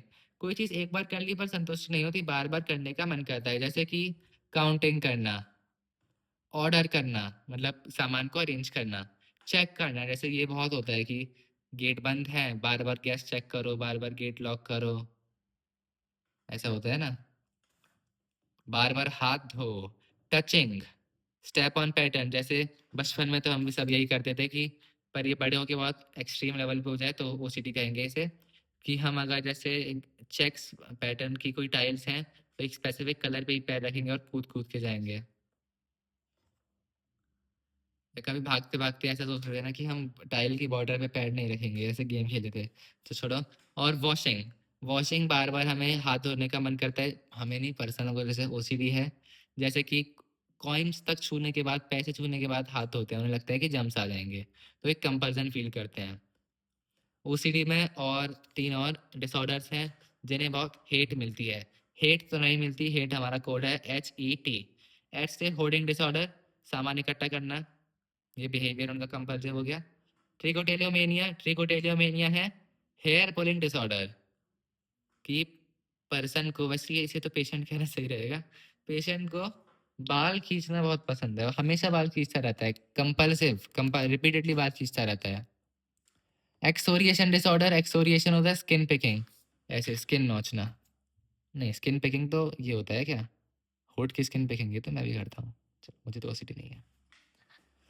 और अगले डिसऑर्डर हैं हमारे traumatic and stress, trauma and stress related disorder. इसका नाम पीटीएसडी हेडिंग का नहीं है, हेडिंग का नाम रखना ट्रॉमा एंड स्ट्रेस रिलेटेड।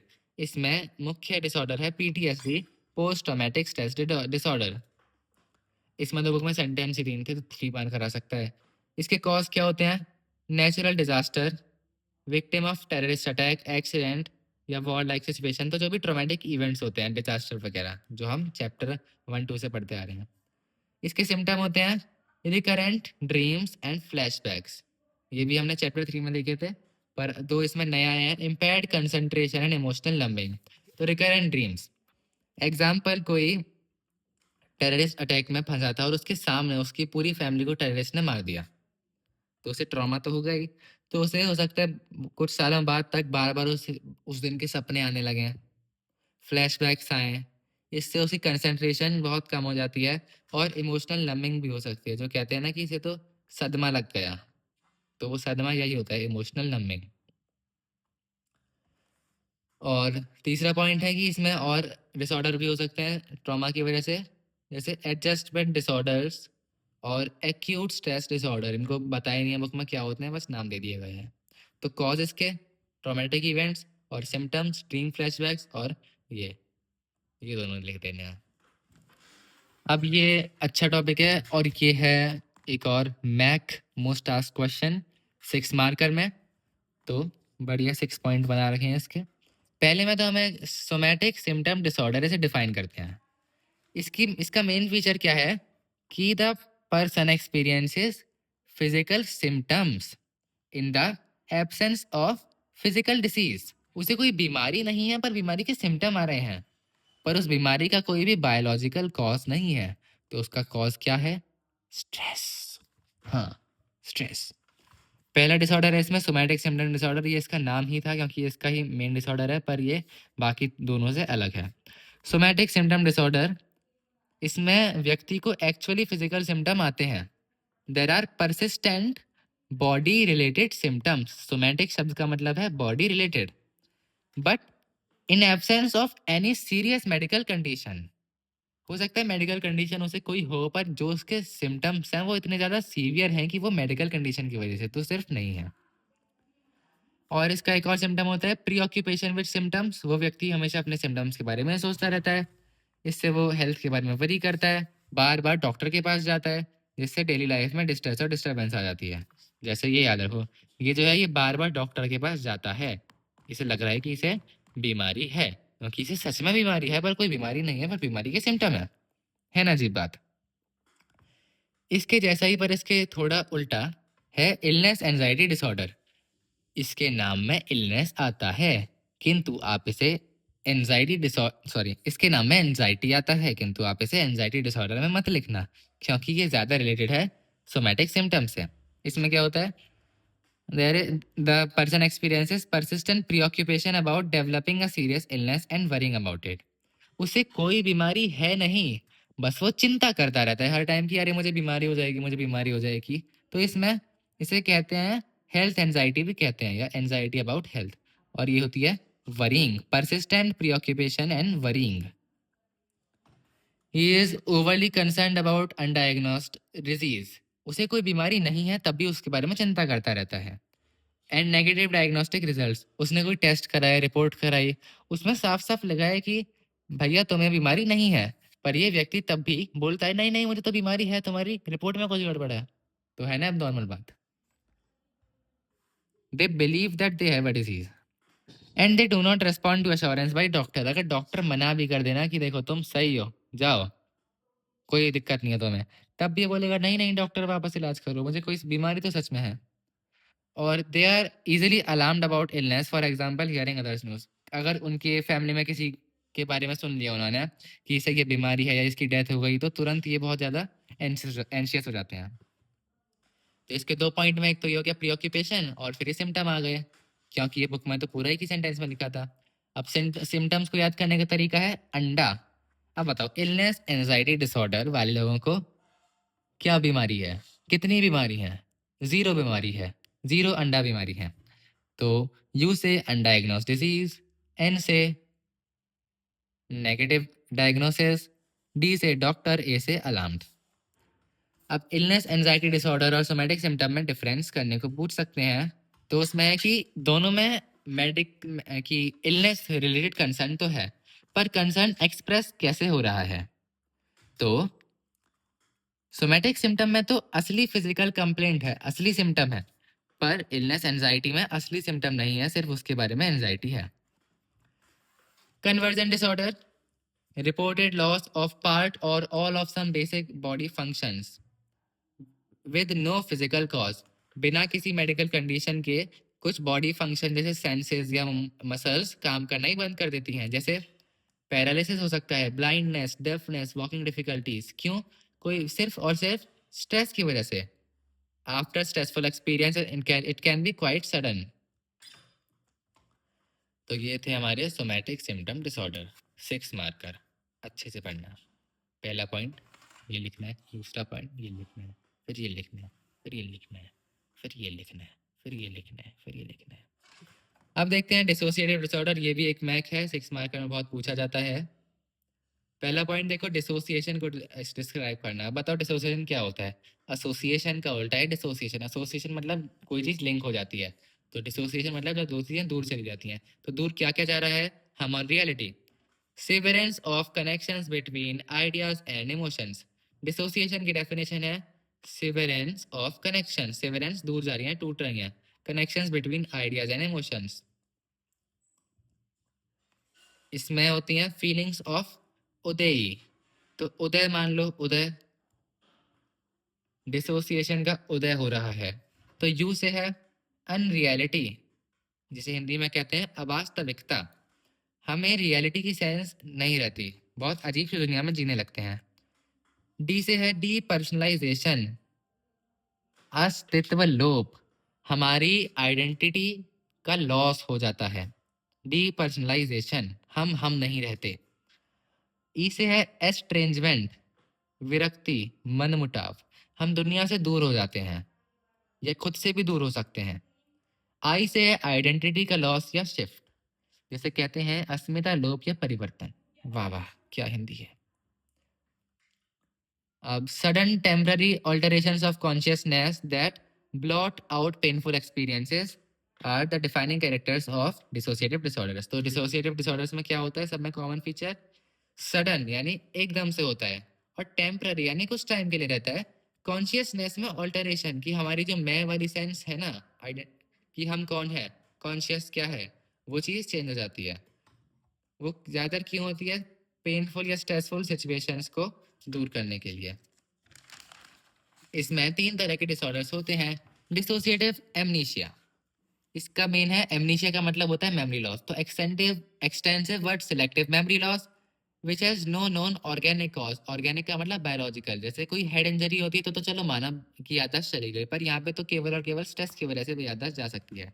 कुछ लोग कुछ भी याद नहीं कर पाते, कुछ लोग स्पेसिफिक इवेंट्स और प्लेसेस को ही भूल जाते हैं, और कुछ लोगों की बाकी की मेमोरी इंटैक्ट रहती है, बस स्ट्रेसफुल चीज़ों को भूल जाते हैं। इसी का एक पार्ट होता है डिसोसिएटिव फ्यूग। इसमें क्या होता है? Unexpected travel away from home and work place, assumption of a new identity, inability to recall previous identity. तो जो व्यक्ति है जिसे डिसोसिएटिव फ्यूग हुआ है, वो एकदम से घर से उठ के चला जाता है कहीं और गायब हो जाता है और कहीं और रहने लगता है और वहाँ पे वो एक नई आइडेंटिटी ले लेता है। अपना नाम, अपनी बिहेवियर सब कुछ चेंज कर देता है और वो अपनी पुरानी आइडेंटिटी को, यानी कि वो सच में कौन था, उसे भूल जाता है। और ये एंड कब होता है कि जब व्यक्ति एकदम से वेकअप, जग जाए, उसका एक तरह से भ्रम टूट जाए और वो 1-2 साल से सपने में जी रहा था और वो एकदम से जग गया और उसे सब कुछ याद आ गया। पर उसे पुरानी चीज़ तो याद आ गई, पर इस टाइम का जब उसकी याददाश्त चली गई थी, उस टाइम का उसे कुछ याद नहीं रहता। इसका एक कॉज़ हो सकता है ओवरवेलमिंग स्ट्रेस। अब डिसोसिएटिव आइडेंटिटी डिसऑर्डर या DID, इसका कोड है एमकैम। तो एम से इसे कहते हैं मल्टीपल पर्सनैलिटी डिसऑर्डर। सब जानते होंगे क्या होता है। देखो ये जैसे कोई मूवी थी अपरिचित, हाँ उसकी बहुत सारी पर्सनैलिटी होती है, वैसे मैंने देखी है। चाइल्डहुड में ट्रॉमेटिक एक्सपीरियंस या फिर हिस्ट्री ऑफ अब्यूज से ये रिलेटेड है। तो बचपन में जिनको कोई बचपन का ट्रॉमेटिक एक्सपीरियंस रहे हैं, उन्हें DID हो सकता है। The person assumes alternate personalities, एक साथ 2 से अधिक पर्सनैलिटी वो ले लेते हैं। एंड दीज पर्सनैलिटीज मे और may not be aware of each other. वो अलग अलग नाम ले लेगा, अलग अलग बिहेवियर हो जाएगा, अलग अलग इमोशन होंगे सब में अलग अलग टाइम पे, पर सारी पर्सनैलिटीज को एक दूसरे के बारे में कुछ पता नहीं होगा कि ये भी एग्जिस्ट करती हैं। तीसरा है इसमें डीपर्सनलाइजेशन या डीरियलाइजेशन। इसका कोड बनाया था DSSR। डी से है ड्रीम लाइफ स्टेट, एस से है sense of being separated from self and reality. तो ड्रीम लाइफ स्टेट सपने की दुनिया में रहने लगे और रियलिटी और खुद से अलग हैं, सिर्फ सपने में रहते हैं। Change of self perception and the sense of reality is temporary lost और चेंज्ड। सेम चीज लिखी है। अगला देखते हैं टॉपिक डिप्रेसिव डिसऑर्डर्स। डिप्रेशन जो वर्ड है, it denotes a variety of negative moods and behavioural changes. ठीक है, नेगेटिव मूड्स और बिहेवियर में चेंजेस, क्या क्या चेंज होते हैं वो हम आगे पढ़ेंगे। डिप्रेशन एक सिम्टम को भी कहते हैं, जब हम कहते हैं कि हम बहुत डिप्रेस हैं यानी हम बहुत सैड हैं। और डिसऑर्डर भी होता है जो कि मेजर डिप्रेसिव डिसऑर्डर होता ही है। डे टू डे लाइफ में हम नॉर्मली डिप्रेशन वर्ड का यूज़ कर देते हैं नॉर्मल फीलिंग्स के लिए, जैसे कि ब्रेकअप के बाद या गोल अचीवमेंट में फेलियर के बाद कोई लोग कह देते हैं कि हम तो डिप्रेस हो गए। पर ये होता है मेजर डिप्रेसिव डिसऑर्डर और ये नॉर्मल यूज से बहुत ज़्यादा सीवियर होता है। इसमें पहला पॉइंट लिखना, पीरियड ऑफ डिप्रेस्ड मूड और लॉस ऑफ इंटरेस्ट और प्लेजर इन मोस्ट एक्टिविटी। तो जिस टाइम पे डिप्रेस्ड मूड रहता है उसे मेजर डिप्रेसिव डिसऑर्डर कहते हैं। या फिर एक्टिविटीज से जैसे सोशल फंक्शनिंग, पढ़ाई, दोस्तों के साथ खेलना, इन सब मज़ेदार एक्टिविटीज से भी इंटरेस्ट चला जाता है। बाकी सिम्टम्स हैं वॉट्स वॉट्स कर सकते हैं ना, वॉट्स से आ जा सकते हैं। तो डब्ल्यू से देखते हैं बॉडी वेट चेंज। सबसे पहला सिम्टम है वेट चेंज हो जाता है, वेट बढ़ सकता है, वेट बहुत कम हो सकता है।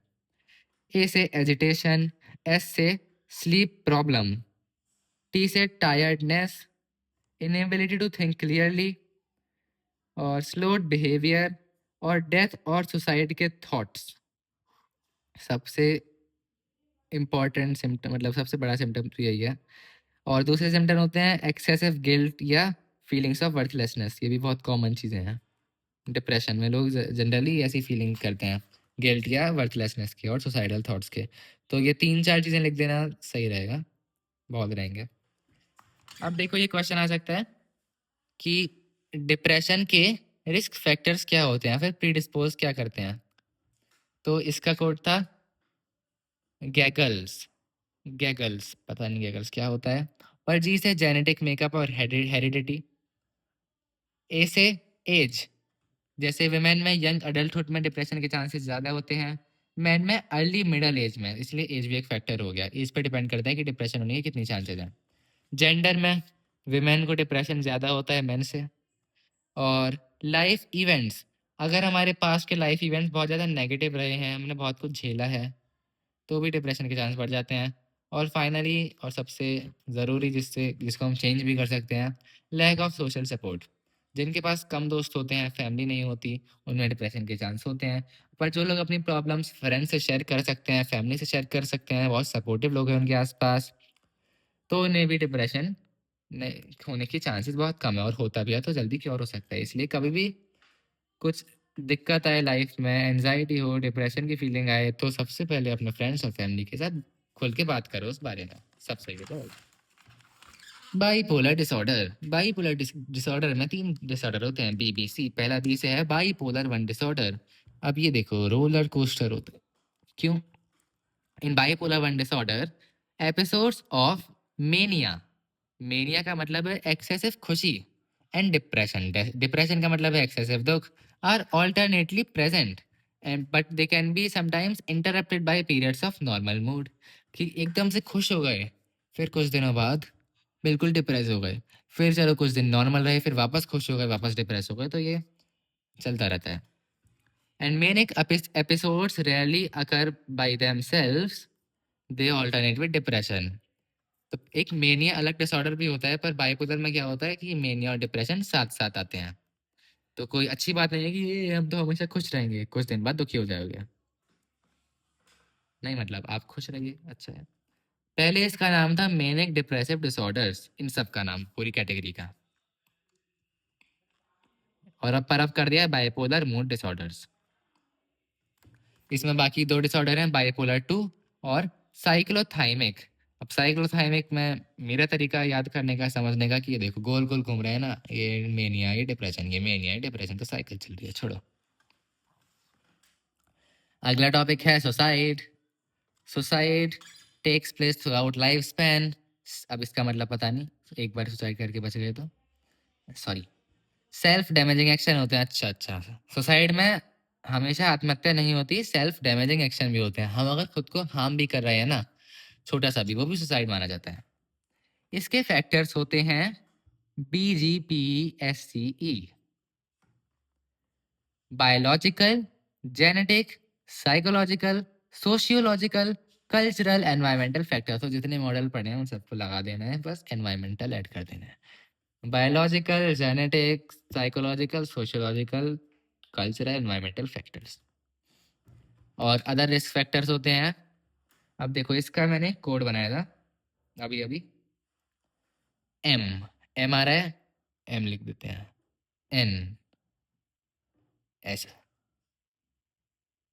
वी, ए यहाँ लिख देते हैं, और यहाँ पे हमने क्या करा था, आई।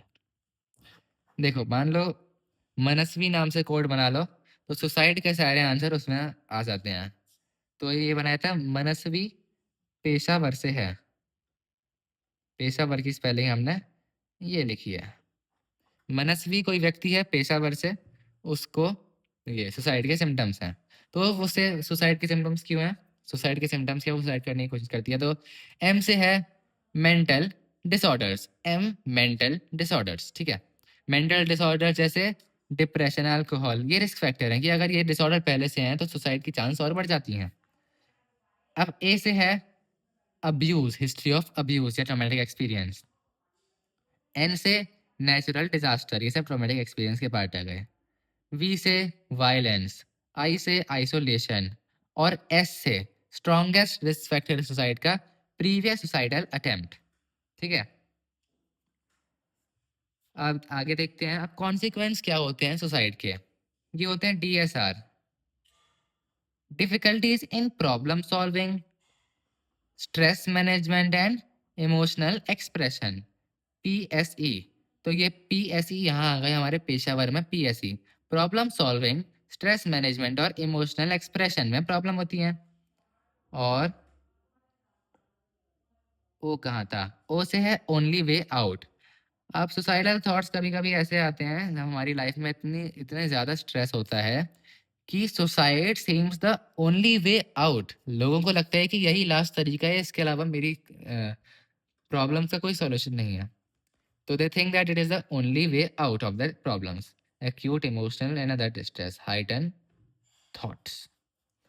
अब ये ओ से ओ हो गया, आर से है, ए से क्या था, होगा कुछ, आर से, अच्छा, ए से था acute emotional and other distress, या ई से इमोशनल डिस्ट्रेस।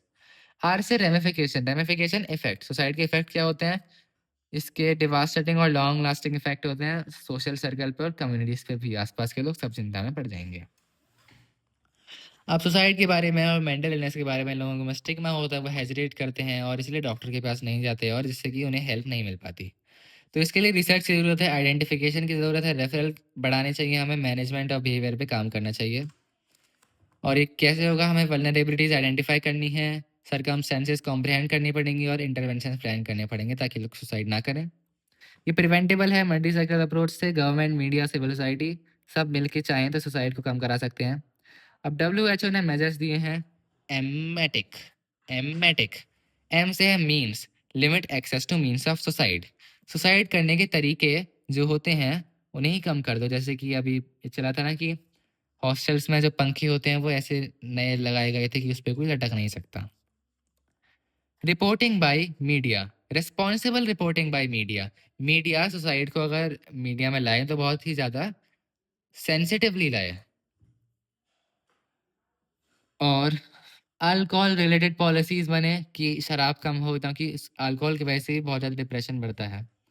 अर्ली आइडेंटिफिकेशन, आई से identification and treatment and care, तो ITC हो गए, ICT स्किल्स होती है ना कंप्यूटर में, वही चीज़, identification, treatment and care for people at risk. लोगों को आइडेंटिफाई करो कि कौन कौन सुसाइड कर सकता है। Training of health care workers for assessing and managing suicide, ये हो गया। T से ट्रेनिंग हेल्थ केयर वर्कर्स की, ये हेल्थ केयर वर्कर है।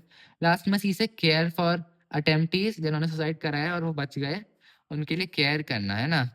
अब समाज में क्या है, लोग उल्टा उन्हें ही बोलते रहते हैं कि ये सब क्यों करा, आत्महत्या तो सबसे बड़ा पाप है। पर आप प्रॉब्लम तो समझो। तो उन्हें केयर करना और उन्हें कम्युनिटी सपोर्ट देना। आइडेंटिफिकेशन, यहाँ से आएगा 3 4 6 नंबर का क्वेश्चन। जो स्टूडेंट्स डिस्ट्रेस में हैं उन्हें आइडेंटिफाई कैसे करें।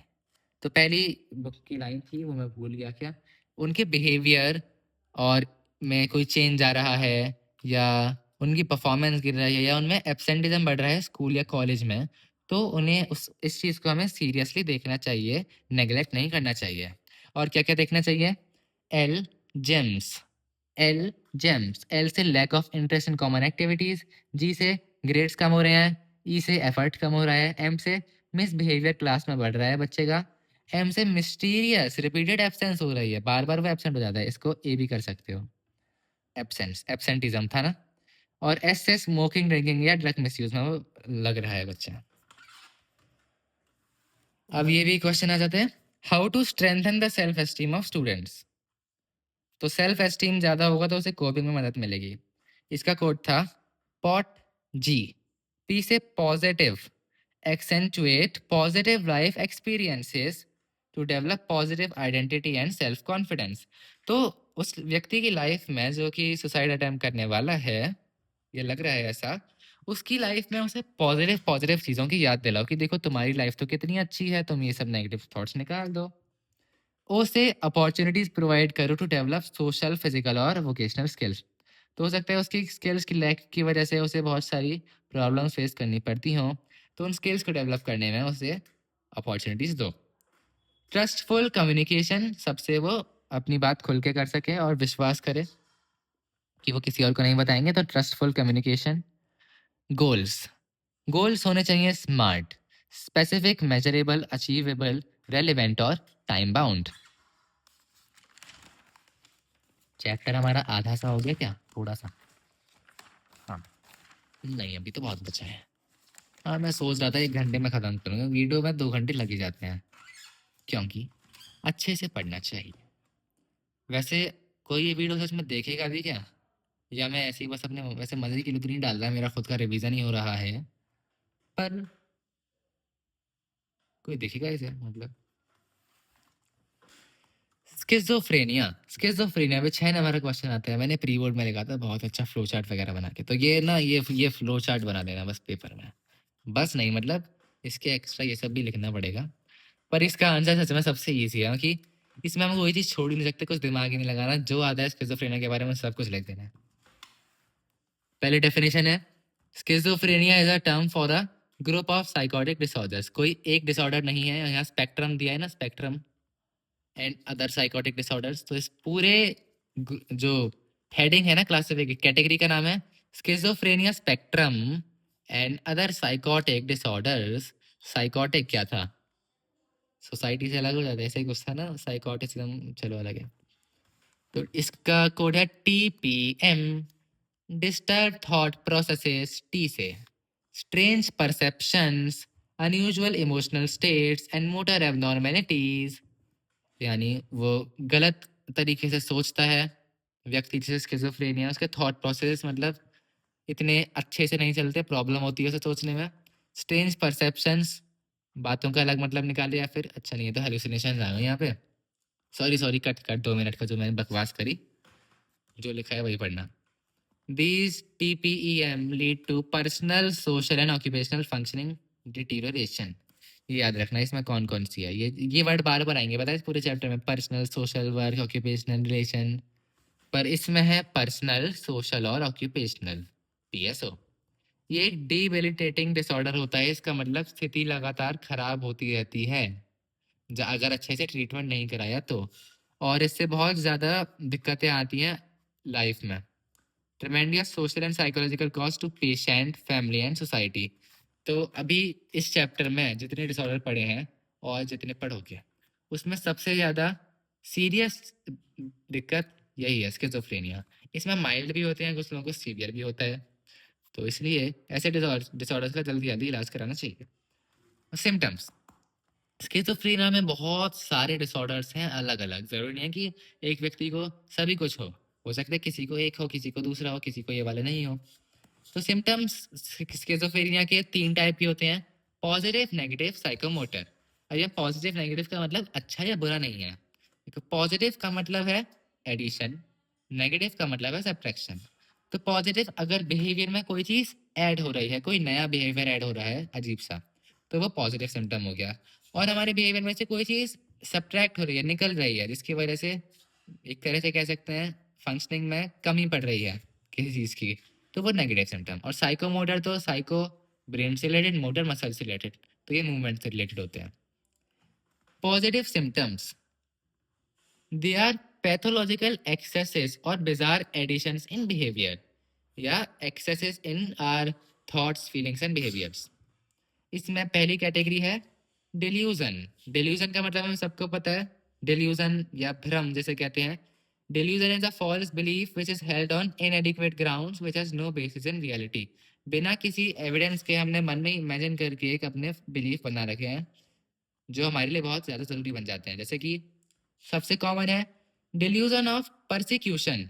परसिक्यूशन यानी कोई हमारा पीछा कर रहा है, तो पेशेंट को ये लगता है कि कोई he is being plotted against या विक्टिमाइज्ड या स्लैंडर्ड। उसे लगता है कि दुनिया में जो लोग हैं सब कुछ मुझे ही विक्टिमाइज करने में तुले हुए हैं, और वो हर चीज सिचुएशन को ऐसे ही देखता है कि मेरे खिलाफ कोई कॉन्स्पिरेसी चल रही है दुनिया में। तो ये था डिल्यूजन ऑफ परसिक्यूशन। और फिर है डिल्यूजन ऑफ रेफरेंस। रेफरेंस इसे लगता है दुनिया में जो कोई कह रहा है सब कुछ मेरे रेफरेंस से मुझे संबोधित कर रहा है, जैसे कि they attach personal and special meaning to others actions, objects and events. हर चीज में वो अपने लिए मतलब निकालने लगते हैं। जैसे कि इसका एक एग्जांपल था कि एक को लग रहा था कि न्यूज़ चैनल पे रिपोर्टर बात कर रहा है, तो वो पेशेंट के लिए मतलब अपने लिए कोई कोड वर्ड्स में मैसेज भेजा है, तो उसे रेफरेंस लग रहा है, उसे लग रहा है कि न्यूज़ रिपोर्टर तो मुझसे बात कर रहा है, जबकि न्यूज़ रिपोर्टर तो सच में जो टीवी पे देख रहा है उस सब से बात कर रहा है। बात तो किसी कर ही नहीं रहा, छोड़ो। हाँ, मेरी कम्युनिकेशन स्किल्स खराब दिख रही हैं, कोई बात नहीं। डिल्यूजन ऑफ ग्रैंडियोर पे आते हैं। डिल्यूजन ऑफ ग्रैंडियोर, ग्रैंडियोर का मतलब बिल्कुल ग्रैंड ग्रैंड फीलिंग आ रही है। पर्सन को लगता है कि वो कोई स्पेशली एम्पावर्ड पर्सन है, लगने लगता है सुपर हीरो। जैसे अभी कहाँ मैं पढ़ रहा था कि किसी ने कहा कि मैं तो कल की अवतार हूँ, कोई बात नहीं। तो इस तरह कहते हैं डिल्यूजन ऑफ ग्रैंडियोर, जब किसी को लगने लगता है कि हम कोई सुपरमैन है। डिल्यूजन ऑफ कंट्रोल, कंट्रोल उसे लगता है कि दुनिया में बाकी सब लोग उसकी फीलिंग्स, थॉट्स और एक्शंस को कंट्रोल कर रहे हैं। तो ये हो गए हमारे 4 डिल्यूजन्स। तो हाँ, मान लो 2 नंबर तुम्हें डिल्यूजन्स के वैसे नहीं मिलने वाले। 6 नंबर के में सब डिफाइन कर देना, बहुत टाइम होता है साइकोलॉजी में। तो परसिक्यूशन एक लाइन में डिफाइन कर देना, रेफरेंस, ग्रैंडियोर, कंट्रोल, और अगर ज़्यादा नंबर का हो या फिर टाइम बच रहा हो तो एग्जाम्पल ज़रूर लिखना। पॉजिटिव सिम्टम्स में और सिम्टम्स देखते हैं। डिल्यूजन तो हमने पढ़ लिए, DFNI, DFNI। तो दूसरा डी से डिल्यूजन हो गया, एफ से है फॉर्मल थॉट डिसऑर्डर।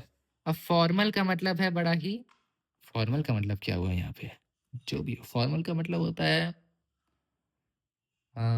ऑर्गेनाइज्ड। अच्छा हाँ, फॉर्मल का मतलब ऑर्गेनाइज्ड पे बेस्ड। थॉट डिसऑर्डर, तो थॉट को ऑर्गेनाइज करने का डिसऑर्डर। वाह वाह, मैंने नई डिस्कवरी कर ली। इससे कम्युनिकेशन में डिफिकल्टी आती है। तो फॉर्मल थॉट डिसऑर्डर की इंट्रोडक्शन, कम्युनिकेशन डिफिकल्टी, इसमें 3 होते हैं DNP। पहला है लूजनिंग ऑफ एसोसिएशन या डिरेलमेंट। तो नाम से समझ जाओ ना, लूजनिंग, सब कुछ बहुत ढीला पड़ा हुआ है, तितर बितर फैला हुआ है, एसोसिएशन नहीं है किसी चीज़ में। और डिरेलमेंट, टॉपिक बार बार अपनी पटरी से उतर जाता है। तो rapidly shifting topic and the thinking is illogical and muddle structure. हर मतलब बहुत इलॉजिकल इनकोहेरेंट सी बातें लगती हैं, आउट ऑफ द कॉन्टेक्स्ट बातें होने लगती हैं, और जल्दी जल्दी जो पेशेंट है वो बात करते करते टॉपिक बदलता रहता है। नियोलॉजिज्म, अब नियो का मतलब होता है न्यू, लॉजिज्म का मतलब मुझे पता नहीं है, इसलिए नियोलॉजिज्म का मतलब है इन्वेंटिंग न्यू वर्ड्स और फ्रेजेस।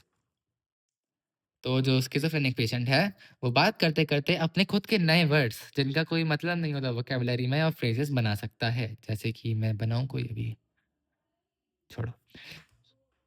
परसेवरेशन, परसेवरेशन का क्या मतलब होता है, एक चीज पे बिल्कुल टिके रहना।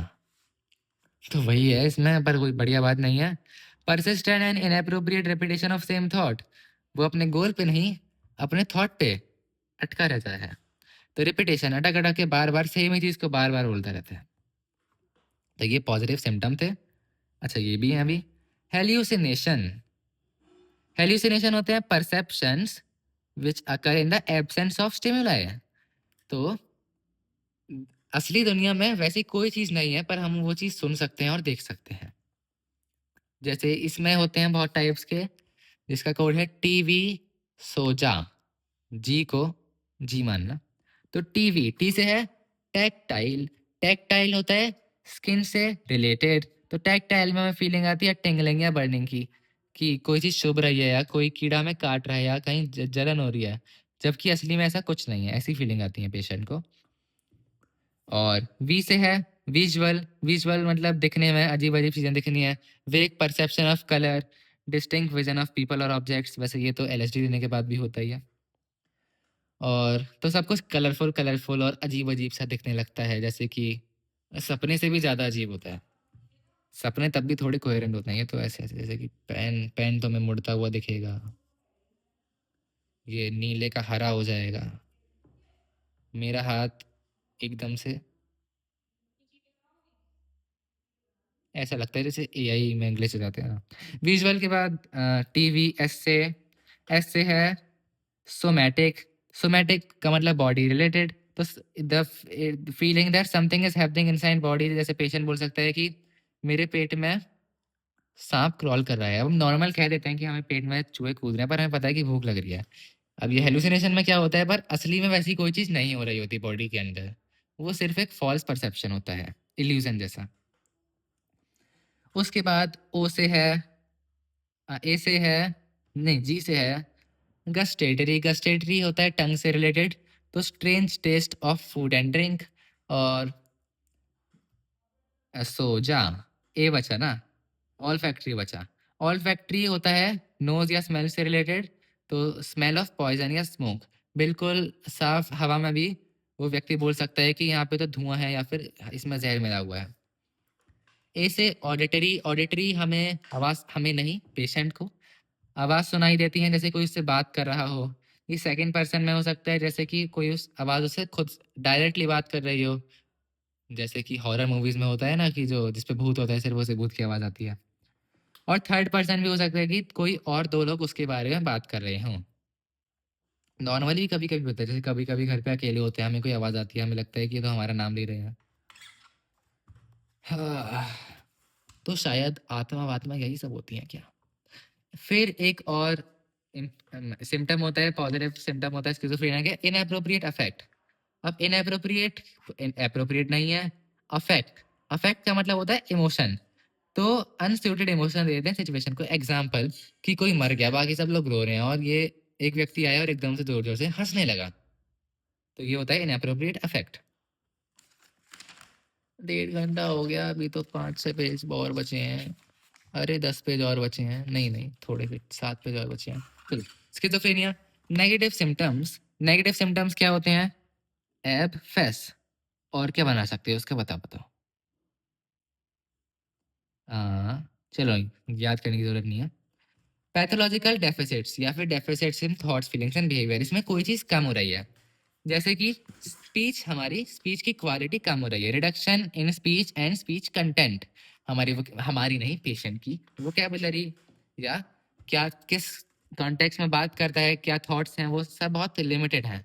इसे कहते हैं एलोजिया या अलोगिया, जो भी होता है, अलोजिया।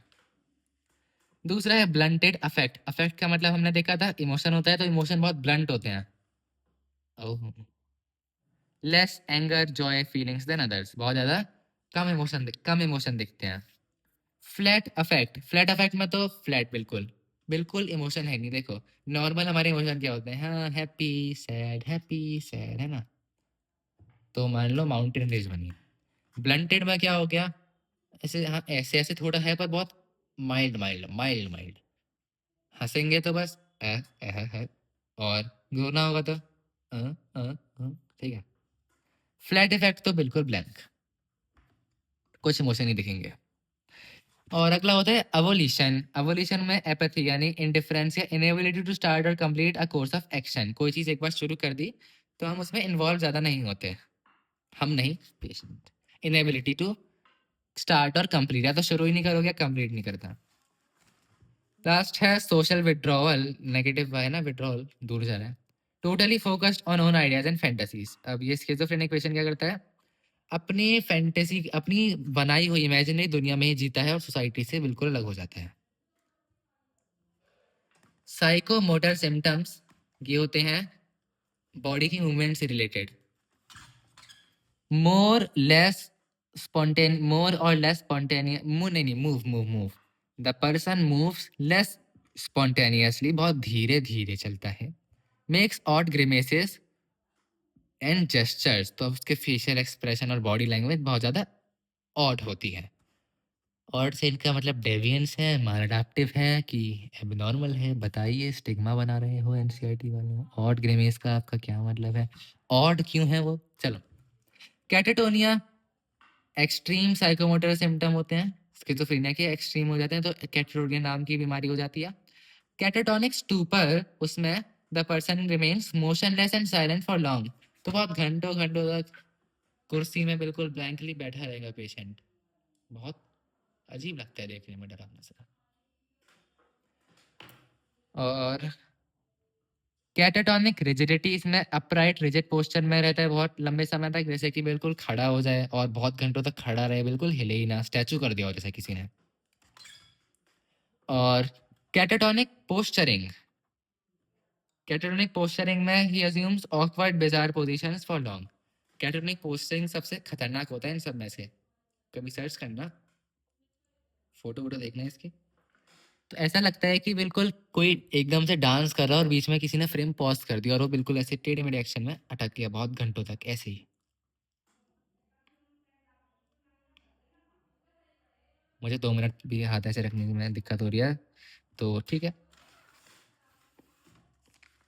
वैसे इस चीज़ में गिनीज वर्ल्ड रिकॉर्ड मिल सकता है ना किसी को? तो ये सब हमारे स्किज़ोफ्रेनिया के सिम्टम्स वगैरह सब थे। अगला देखते हैं न्यूरो डेवलपमेंटल डिसऑर्डर। हाँ, एक और चीज़ इसमें कंक्लूजन में ना, कंक्लूजन में ये लाइन लिख देना, इनमें से कुछ, इनमें से करना 2 पॉइंट लिख देना इंट्रोडक्शन में, 2 पॉइंट लिख देना कंक्लूजन में। वैसे नंबर में फर्क तो पड़ता नहीं है, बस आंसर थोड़ा सुंदर बन जाता है। न्यूरो डेवलपमेंटल डिसऑर्डर 6 नंबर का क्वेश्चन आया था पिछले साल के पेपर में क्या?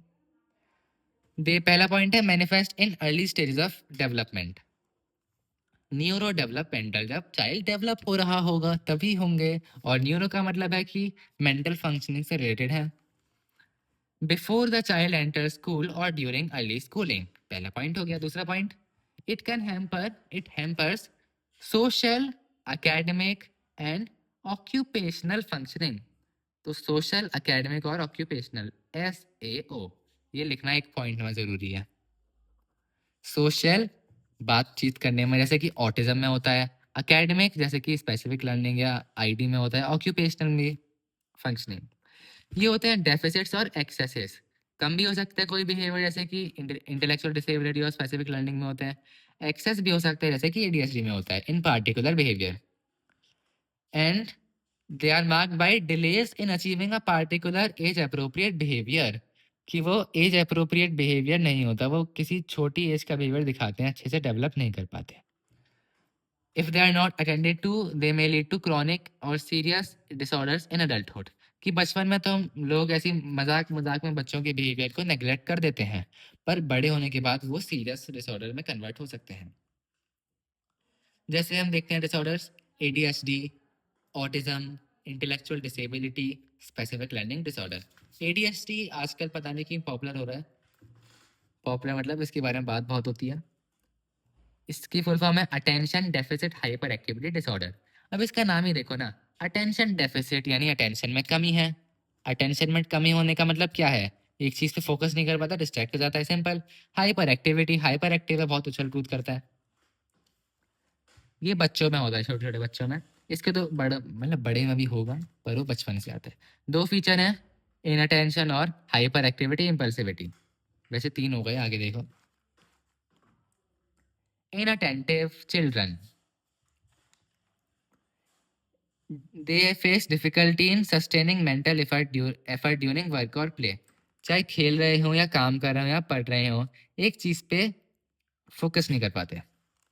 Do not listen, not concentrate, easily distracted, disorganized, not follow instruction, बड़ों की बात नहीं मानते, lose interest easily in boring activities, forgetful, not complete assignments। तो मेन देखो पॉइंट क्या है, डिस्ट्रैक्ट होते हैं, उसमें ये सब बातें आ गई और ये इसकी डेफिनेशन हो गई। एक लाइन लिखनी है बस इसमें, ज़्यादा ज़्यादा कि 6 नंबर का ना पूरा आएगा न्यूरो डेवलपमेंट, उसमें तुम्हें ये चारों भी लिखनी है, इंट्रोडक्शन भी लिखना है, तो बस 1-2 लाइन लिखना है सबकी। इम्पल्सिविटी क्या होती है? इमीडिएट ग्रेटिफिकेशन चाहिए होती है उन्हें और उनमें पेशेंस नहीं होता। They are unable to control immediate reaction and do not think before they act. तो जो मन में आए ना वो कर देते हैं। जैसे मुझे ये दिख रहा है कि मैं ये पेन तोड़ दूं तो क्या होगा, क्या होगा? अब मैं सोचूंगा नहीं कि नहीं ये अच्छी बात थोड़ी है पेन तोड़ना, पर मैं क्या करूंगा, तोड़ दूंगा। अरे ये तो टूट ही गया, ठीक है, तो थोड़ा इम्पल्सिव भी हो गया। तो ये इम्पेशेंट होते हैं इम्पल्सिव बच्चे, वेट नहीं कर पाते, टर्न नहीं ले पाते, लाइन में नहीं लग पाते, इमीडिएट टेम्पटेशन चाहिए, ग्रेटिफिकेशन चाहिए। छोटी छोटी प्रॉब्लम हो सकती है जैसे कि नॉकिंग थिंग्स ओवर, चीजें गिराते रहते हैं इधर उधर, छोटे बच्चे हैं ना, पर ये चलो ये तो कॉमन होती है बच्चों में। पर सीरियस उसमें इंजरी भी हो सकती है, जैसे कोई बड़ी चीज गिरा दी, जैसे मान लो ये फोन लगा, ये गिरा दिया मैंने। हाइपर एक्टिविटी, हाइपर एक्टिविटी में होती है कांस्टेंट मोशन, बच्चा हर टाइम उछलता कूदता चलता फिरता रहता है, वो एक जगह पे शांति से नहीं बैठ सकता, तो ये मार्क है मोशन से। ये फिजेट करते हैं, जैसे कि होते हैं कभी कभी हमें ऐसे ऐसे करने का मन करता है क्लास में बिना बात, इसे फिजेटिंग कहते हैं। स्क्वन, चेयर में हिलते डुलते रहते हैं छोटे बच्चे। Climb, run around aimlessly in room, पूरे कमरे में भागते रहते हैं। पेरेंट्स और टीचर ने डिस्क्राइब करते हैं ड्रिवन बाय अ मोटर, या ऑलवेज ऑन द गो, और दे टॉक इंसेसेंटली, बिना रोके बक बक बक बक करते रहते हैं। ADHD हो गया ये। Autism spectrum disorder, autistic. Wide spread impairments in social interaction, दोस्त बनाने में, बड़ों से बात करने में, छोटों से बात करने में, खासकर अपनी एज के लोगों से बात करने में दिक्कत होती है। कम्युनिकेशन स्किल्स में इम्पेयरमेंट्स होती हैं, ये मेन चीज है ऑटिज्म का, communication skills. Stereotype behaviour patterns, interest and activities. Behaviour pattern, stereotype, activities. Stereotype का मतलब है कि बहुत ही अननेचुरल सी और फिक्स्ड सी, कि बस ये चीज है तो ये चीज है और मैं इसी तरह बिहेव करूंगा, ज्यादा मैं इस पे बोल नहीं सकता। Mark difficulties in social interaction, इसका कोड बनाया था, क्या बना सकते हो यहाँ क्या, SCIRSM पर छोड़ो, नॉर्मल जनरल पॉइंट है, 2-3 पॉइंट याद करने हो जाएंगे। सोशल इंटरेक्शन, कम्युनिकेशन स्किल्स और डिफरेंट कंटेक्स्ट में, क्योंकि वो स्टीरियोटाइप होते हैं ना, एक ही उनका behaviour pattern, thought pattern same same रहता है, इसलिए डिफरेंट सोशल कॉन्टेक्स्ट में वो इफेक्टिवली बातचीत नहीं कर पाते। रेस्ट्रिक्टेड रेंज ऑफ इंटरेस्ट्स, जो चीज़ें पसंद होती हैं बहुत लिमिटेड है। जैसे मान लो कोई हैरी पॉटर में घुस गया तो हैरी पॉटर पूरी जिंदगी हैरी पॉटर बन जाएगी। स्ट्रॉन्ग डिजायर फॉर रूटीन, क्योंकि वह स्टीरियोटाइप्ड है ना, उन्हें सब चीज बिल्कुल सेम तरीके से करनी है। 70% people with ASD have intellectual disability, 30% को नहीं भी होती इसका मतलब। तो 70% ASD वालों को इंटेलेक्चुअल डिसेबिलिटी होती है। अब हाँ, कम्युनिकेशन स्किल्स में प्रॉब्लम होती है, आगे हम पढ़ेंगे, लैंग्वेज एक्वायर करने में प्रॉब्लम होती है, तो पढ़ाई लिखाई कैसी हो जाएगी। They have difficulties in relating to others, unable to initiate social behavior, seem unresponsive to others' feelings. दूसरे लोगों को ऐसा लगता है कि ये लोग तो बहुत ज़्यादा ही क्या अनरेस्पॉन्सिव है, हम इनके सामने रो रहे हैं, इसे तो कुछ फ़र्क ही नहीं पड़ रहा। पर असली बात क्या है कि वो अनएम्पैथेटिक नहीं है, पर he is unable to share his experiences and emotions with others. अपने एक्सपीरियंसेस शेयर नहीं कर पाता व्यक्ति, क्योंकि उसके पास कम्युनिकेशन स्किल्स ही नहीं है, तो वो दिखा नहीं पाता कि हाँ वो इमोशनल है। Serious abnormalities like communication and language, in communication and language many never develop speech, और कोई डेवलप करते भी हैं तो वो रेपिटेटिव या डेविएंट होती हैं।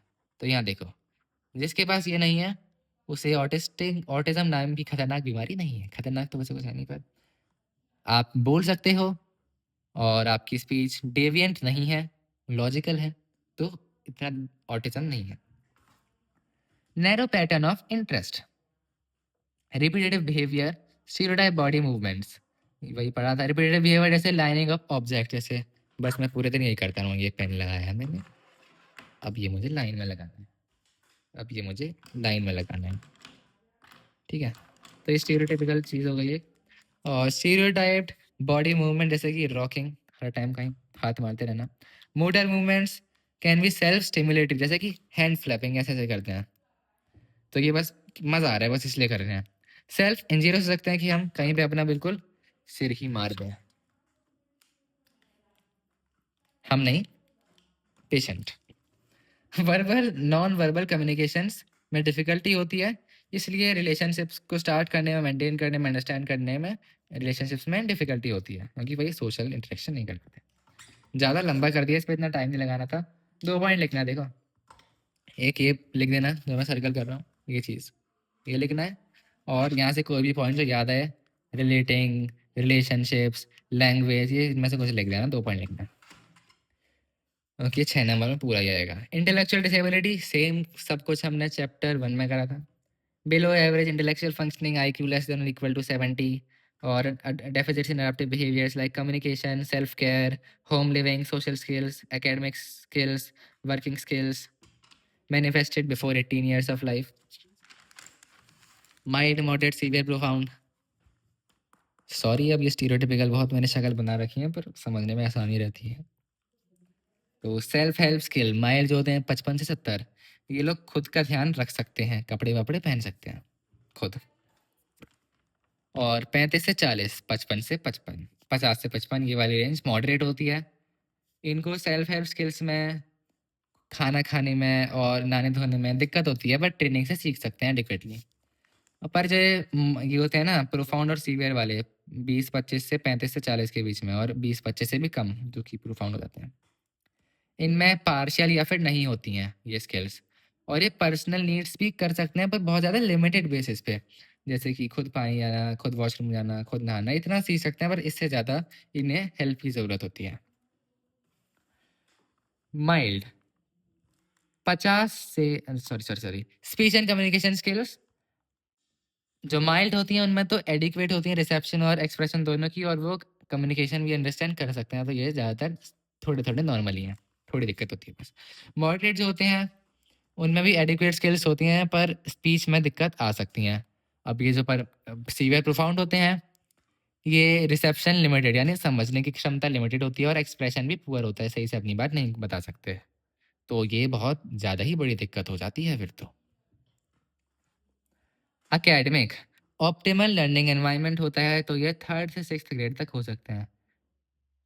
तो ये कोई मिलिया वाला रोहित मेहरा शायद यही था, माइल्ड में आता था और बाद में जादू ने उसे 130 IQ प्लस कर दिया। चलो मॉडरेट 1st से 2nd ग्रेड तक और प्रोफाउंड में बिल्कुल भी नहीं। सोशल स्किल्स माइल्ड वाले के फ्रेंड बन सकते हैं, एडजस्ट हो सकता है।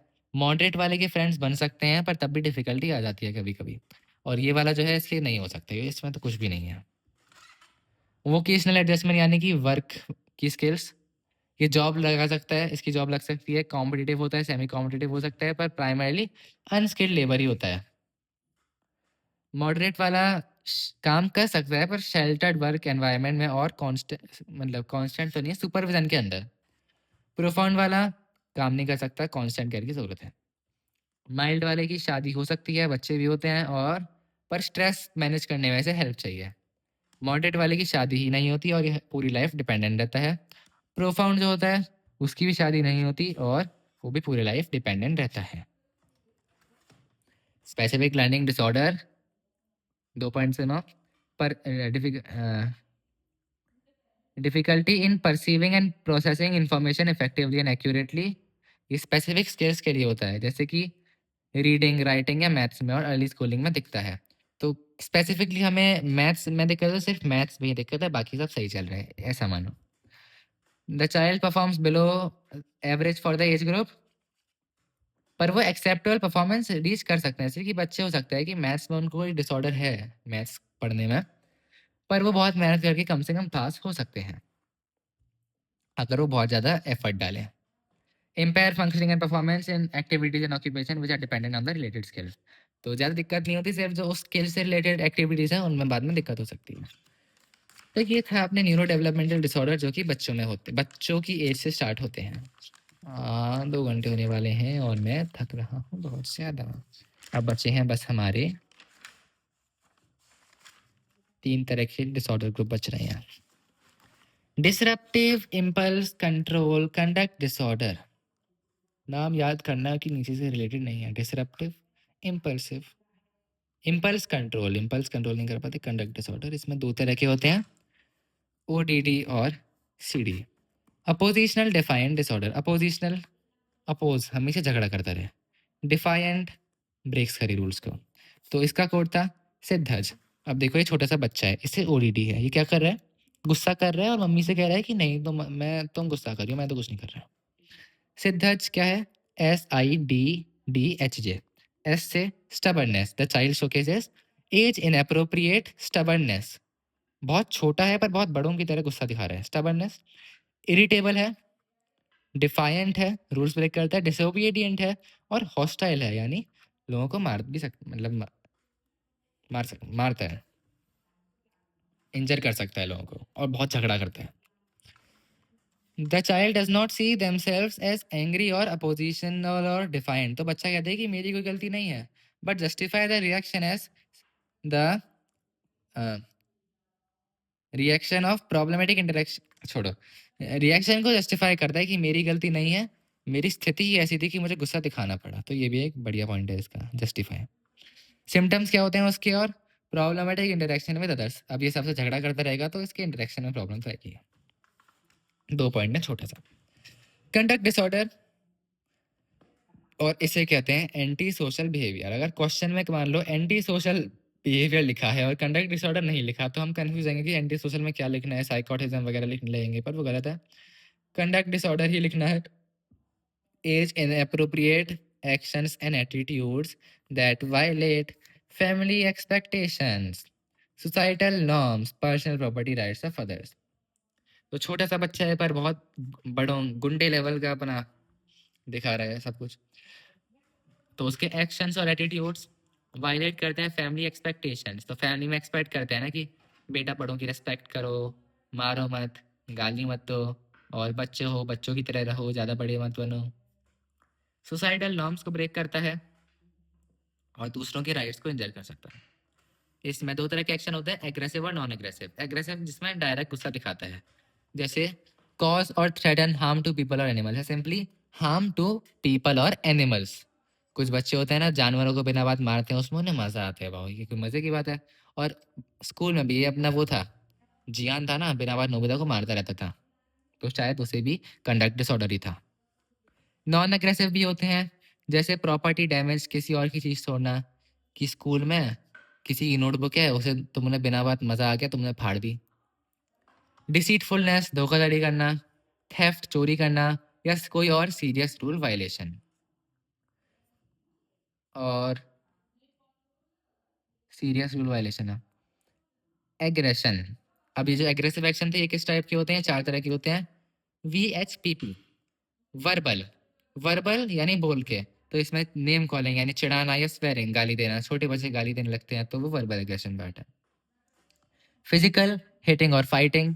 Hostile, injury to others. और प्रोएक्टिव, बिना बात डोमिनेटिंग और बुली करना। हॉस्टाइल और फिजिकल में क्या अंदर है? देखो फिजिकल जो है वो तो फाइटिंग और हिटिंग है, नॉर्मल झगड़ा हो रहा है। हॉस्टाइल में मतलब उसे बिल्कुल इंजर करने के इरादे से ही तुम मार रहे हो, तुम मतलब कंडक्ट डिसऑर्डर वाला बच्चा। फीडिंग एंड ईटिंग डिसऑर्डर्स ये बहुत ज़्यादा एडोलेसेंट्स और यंग पीपल में होते हैं। इनमें क्या होता है, जैसा नाम है फीडिंग और ईटिंग, खाने खाने को लेकर डिसऑर्डर है। क्या हो सकता है? कोई बहुत ज़्यादा खाना खाता है, कोई बहुत कम खाना खाता है। पहला देखते हैं, एनोरेक्सिया नर्वोसा। ये भी अपना मैक था, 6 मार्कर में आ सकता है। इसमें तीनों को बस 2-2 पॉइंट लिख के डिफाइन करना है। एनोरेक्सिया नर्वोसा में क्या होता है? द कॉज क्या है इसका? Person has a distorted body image of herself या हिमसेल्फ एंड सीज हरसेल्फ और हिमसेल्फ एज ओवरवेट। जैसे शीशे में देख के लगता है यार मैं तो कितना मोटा हो रहा हूँ, जबकि असली में वो पतला ही है। मतलब हो सकता है सच में मोटा हो, पर एक डिस्टॉर्टेड इमेज होता है, डिस्टॉर्टेड, असली नहीं है वो। इतना मोटा भी नहीं है, सही है, पर वो देखता है कि कितना मोटा हो रहा हूँ। इसकी वजह से वो क्या करता है? रिफ्यूजेस टू ईट, खाना खाना बिल्कुल बंद। अब यहाँ ध्यान रखना, ये कोई डाइटिंग या फिर अपना कोई हेल्थ कॉन्शियसनेस या अच्छी हैबिट नहीं है। यहाँ रिफ्यूज टू ईट मतलब बिल्कुल कम खाना खा रहा है, जिससे जिंदा रहने की चांस भी कम हो जाती है। एक्सरसाइज कंपल्सिवली, बहुत ज़्यादा एक्सरसाइज करें। And unusual habits like not eating in front of others, दूसरों के सामने खाने में शर्म आए। इससे क्या होता है? वेट लूज हो जाता है, बहुत ज़्यादा पतले बन जाते हैं। और the person can also starve himself और हरसेल्फ टू डेथ। खाना ही नहीं खाओगे तो क्या ही होगा? अब ये देखो, इसमें खाना खाना ना खाने की ऐसा नहीं है कि उसे कोई खुद उसने सोच रखा है पेशेंट ने कि मैं खाना नहीं खाऊंगा तो मैं पतला हो जाऊंगा। ये एक डिसऑर्डर है, मेडिकल डिसऑर्डर है, साइकोलॉजिकल डिसऑर्डर है। तो पर्सन इतना कंट्रोल नहीं कर सकता अपने खुद के बिहेवियर को। देखो इन सब बिहेवियर डिसऑर्डर्स में यही याद रखना कि पेशेंट की गलती ज़्यादातर नहीं होती, क्योंकि उसे बीमारी है, वो खुद के बिहेवियर को कंट्रोल नहीं कर सकता। Bulimia nervosa, bulimia nervosa, eat excessive food and then purge. तो पहले बिंज ईटिंग कर लेते हैं, पर बिंज ईटिंग करने के बाद डिस्गस्ट और अशेम फील करते हैं, मतलब गिल्ट होने लगता है कि यार मैंने इतना सारा खाना क्यों खा लिया। उसके बाद वो पर्स कर देते हैं, पर्स मतलब खाना निकालना, वॉमिट करके, या फिर लेक्सेटिव या ड्यूरेटिक्स, ये पेट साफ करने की दवाई होते हैं, ये सब लेके खाना निकाल देते हैं। अब खाना निकालने के बाद वो टेंशन और नेगेटिव इमोशंस अपने सारे खत्म हो जाते हैं, और ये चीज़ बार बार रिपीटेडली करते रहते हैं, करते रहते हैं। इसका नाम है बुलिमिया नर्वोसा। ये वो नहीं कोई हैरी पॉटर के स्पेल जैसा लग रहा है, anorexia nervosa. Binge eating, binge eating, frequent episodes of out of control eating. जैसे आप लोग बिंज वॉच करते हो नेटफ्लिक्स को, आउट ऑफ कंट्रोल लगातार देखते जा रहे हो, देखते जा रहे हो, वैसे ही जब लगातार बिना रोके खाना खाते रहते हैं उसे कहते हैं बिंज ईटिंग। हायर स्पीड, बहुत जल्दी जल्दी खाते हैं, जैसे कि कोई एपिसोड तुम 2x पे देख रहे हो जल्दी देखने के लिए। कंटिन्यू टिल अनकंफर्टेबली फुल, जब तक जैसे नींद, हाँ सोते सोते भी मतलब टीवी चल रहा है, और जब तक बिल्कुल एग्जाम का दिन ना आ जाए तब तक तुम रुकोगे नहीं, एग्जाम के दिन भी देखते रहोगे लास्ट घंटे तक। तो कंटिन्यू टिल अनकंफर्टेबली फुल। हाँ, पर ये यहाँ पे सब खाने के बारे में है। Large amounts of food even when not feeling hungry, बिना भूख के भी बहुत ज़्यादा खाना खा लेते हैं। तो ये 3 हो गए हमारे फीडिंग एंड ईटिंग डिसऑर्डर हो गए, और ये एडोलेसेंट्स यंग पीपल में ज़्यादा होते हैं। और इन सब के 2-2 पॉइंट देखो, क्या होता है, कॉन्सिक्वेंस क्या है, क्या होता है, क्या होता है, क्या होता है, क्या होता है। Substance related and addictive disorders, last topic chapter का देखते हैं, 2 घंटे के अंदर खत्म करते हैं। नहीं, हमारे पास बचे हैं 11 मिनट। सब्सटेंस एनर्जी, सब्सटेंस पता है सबको क्या होता है? अल्कोहल वगैरह। एडिक्टिव डिसऑर्डर्स, एडिक्शन हो जाता है उनका। Substance related and addictive disorder, नाम अच्छे से याद कर लो। एडिक्टिव बिहेवियर होता है जैसे हाई कैलोरी फूड, हम बहुत ज़्यादा फास्ट फूड वगैरह खाने लगते हैं, जिससे हमें ओबेसिटी हो जाती है, तो वो भी एक तरह का एडिक्शन है। चॉकलेट भी एडिक्शन है, चाय भी एडिक्शन है, सब कुछ एडिक्शन होता है। और सब्सटेंस अब्यूज भी एडिक्शन ही होता है, जैसे अल्कोहल और कोकेन, पर इनके इफेक्ट थोड़े ज़्यादा गलत होते हैं। Consistent use of substance can lead to maladaptive behaviour, ये एक तरह से डेफिनेशन है सब्सटेंस रिलेटेड की।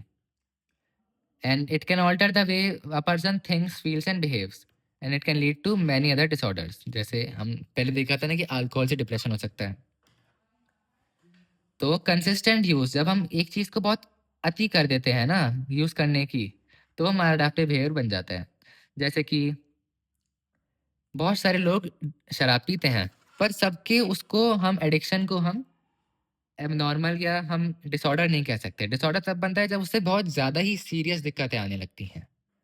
ऐसे ही ड्रग्स वगैरह होती हैं। वैसे हाँ, कुछ बिल्कुल करना भी गलत है, बिल्कुल मत करना, थोड़ा सा भी मत करना।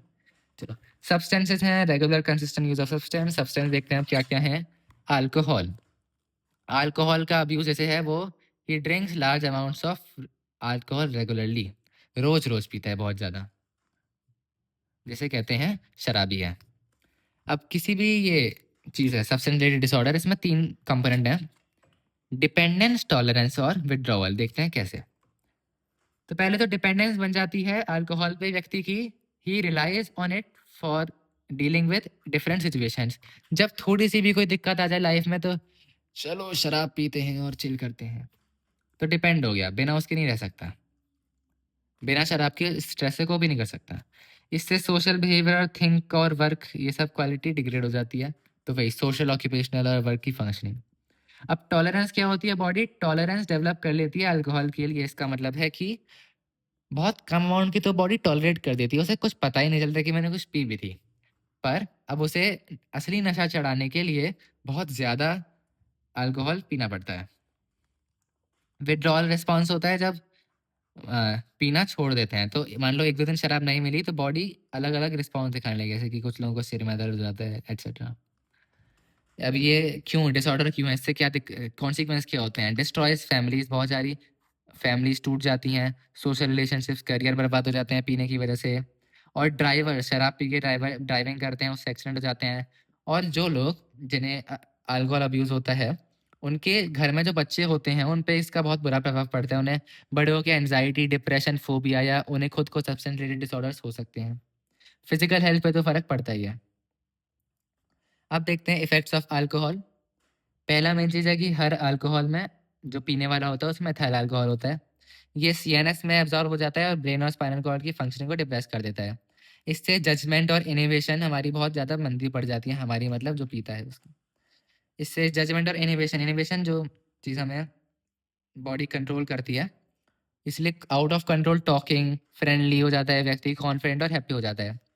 फिर धीरे धीरे एथाइल अल्कोहल दूसरे जगह पे जाता है, उससे जजमेंट की एबिलिटी खत्म हो जाती है, स्पीच बहुत ज़्यादा केयरफुल केयरफुल कम हो जाती है, कुछ भी बक-बक करने लगता है, मेमोरी फॉल्टर्स, और व्यक्ति बहुत ज़्यादा इमोशनल बन जाता है, जैसे चिल्लाने लगते हैं। जैसे कौन शोले में वो ऊपर चढ़ गया था, इमोशनल होके चिल्लाने लगा था ना, इमोशनल, लाउड एंड एग्रेसिव, वो सीन याद रखो, ये पॉइंट याद आ जाएगा। और मोडर डिफरेंसेस भी होते हैं, अनस्टडी वॉकिंग, जैसे कि जब शिनचैन का पापा, क्या नाम था, हैरी नोहारा, शराब पी के घर में आता था और फिर बच्चे से कहता कि मैंने तो एप्पल जूस पिया है। Unsteady walking, clumsy in simple activities, बहुत लड़खड़ा के काम करे, ब्लड विजन, और trouble in hearing, driving, simple problem solving. अब हीरोइन, हीरोइन एक ड्रग होती है, ड्रग नहीं क्या होता है पता नहीं, जो भी होता है। इससे सोशल ऑक्यूपेशनल फंक्शन डिटेरियोरेट हो जाती है। डिपेंडेंस क्या होती है इसकी? Life revolves around heroine. अब जो हीरोइन को से एडिक्टेड व्यक्ति है, उसकी पूरी जिंदगी हीरोइन ही हीरोइन है, उसके अलावा उसे कुछ पता नहीं है क्या है।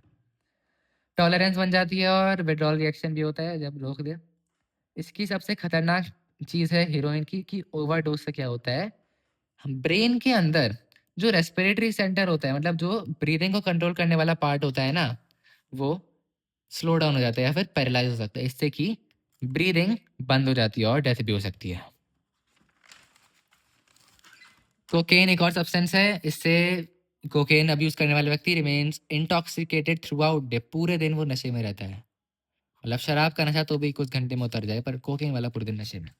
इससे सोशल रिलेशनशिप्स और वर्क में फंक्शनिंग पुअर हो जाती है। और शॉर्ट टर्म मेमोरी अटेंशन, याद रखना कोकेन में शॉर्ट टर्म मेमोरी और अटेंशन की बात आई है।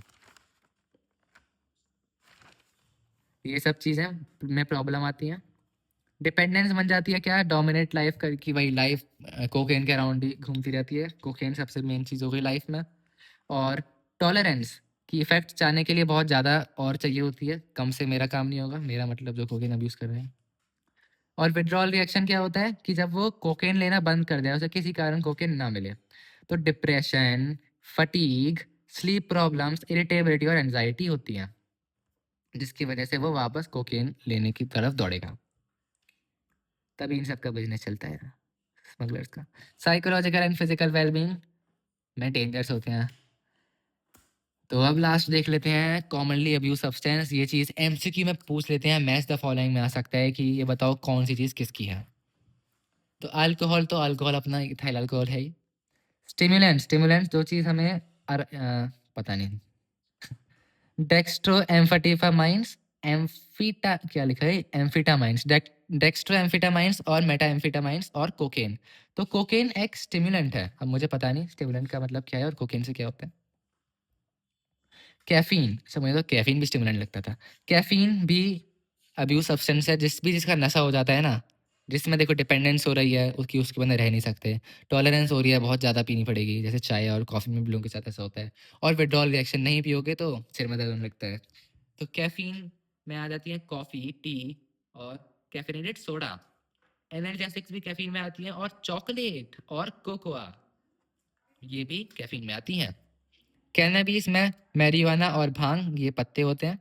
हेलुसिनोजेंस, जिन्हें लेने के बाद हेलुसिनेशन हो जाती हैं, जैसे कि एलएसडी और मेस्कलीन।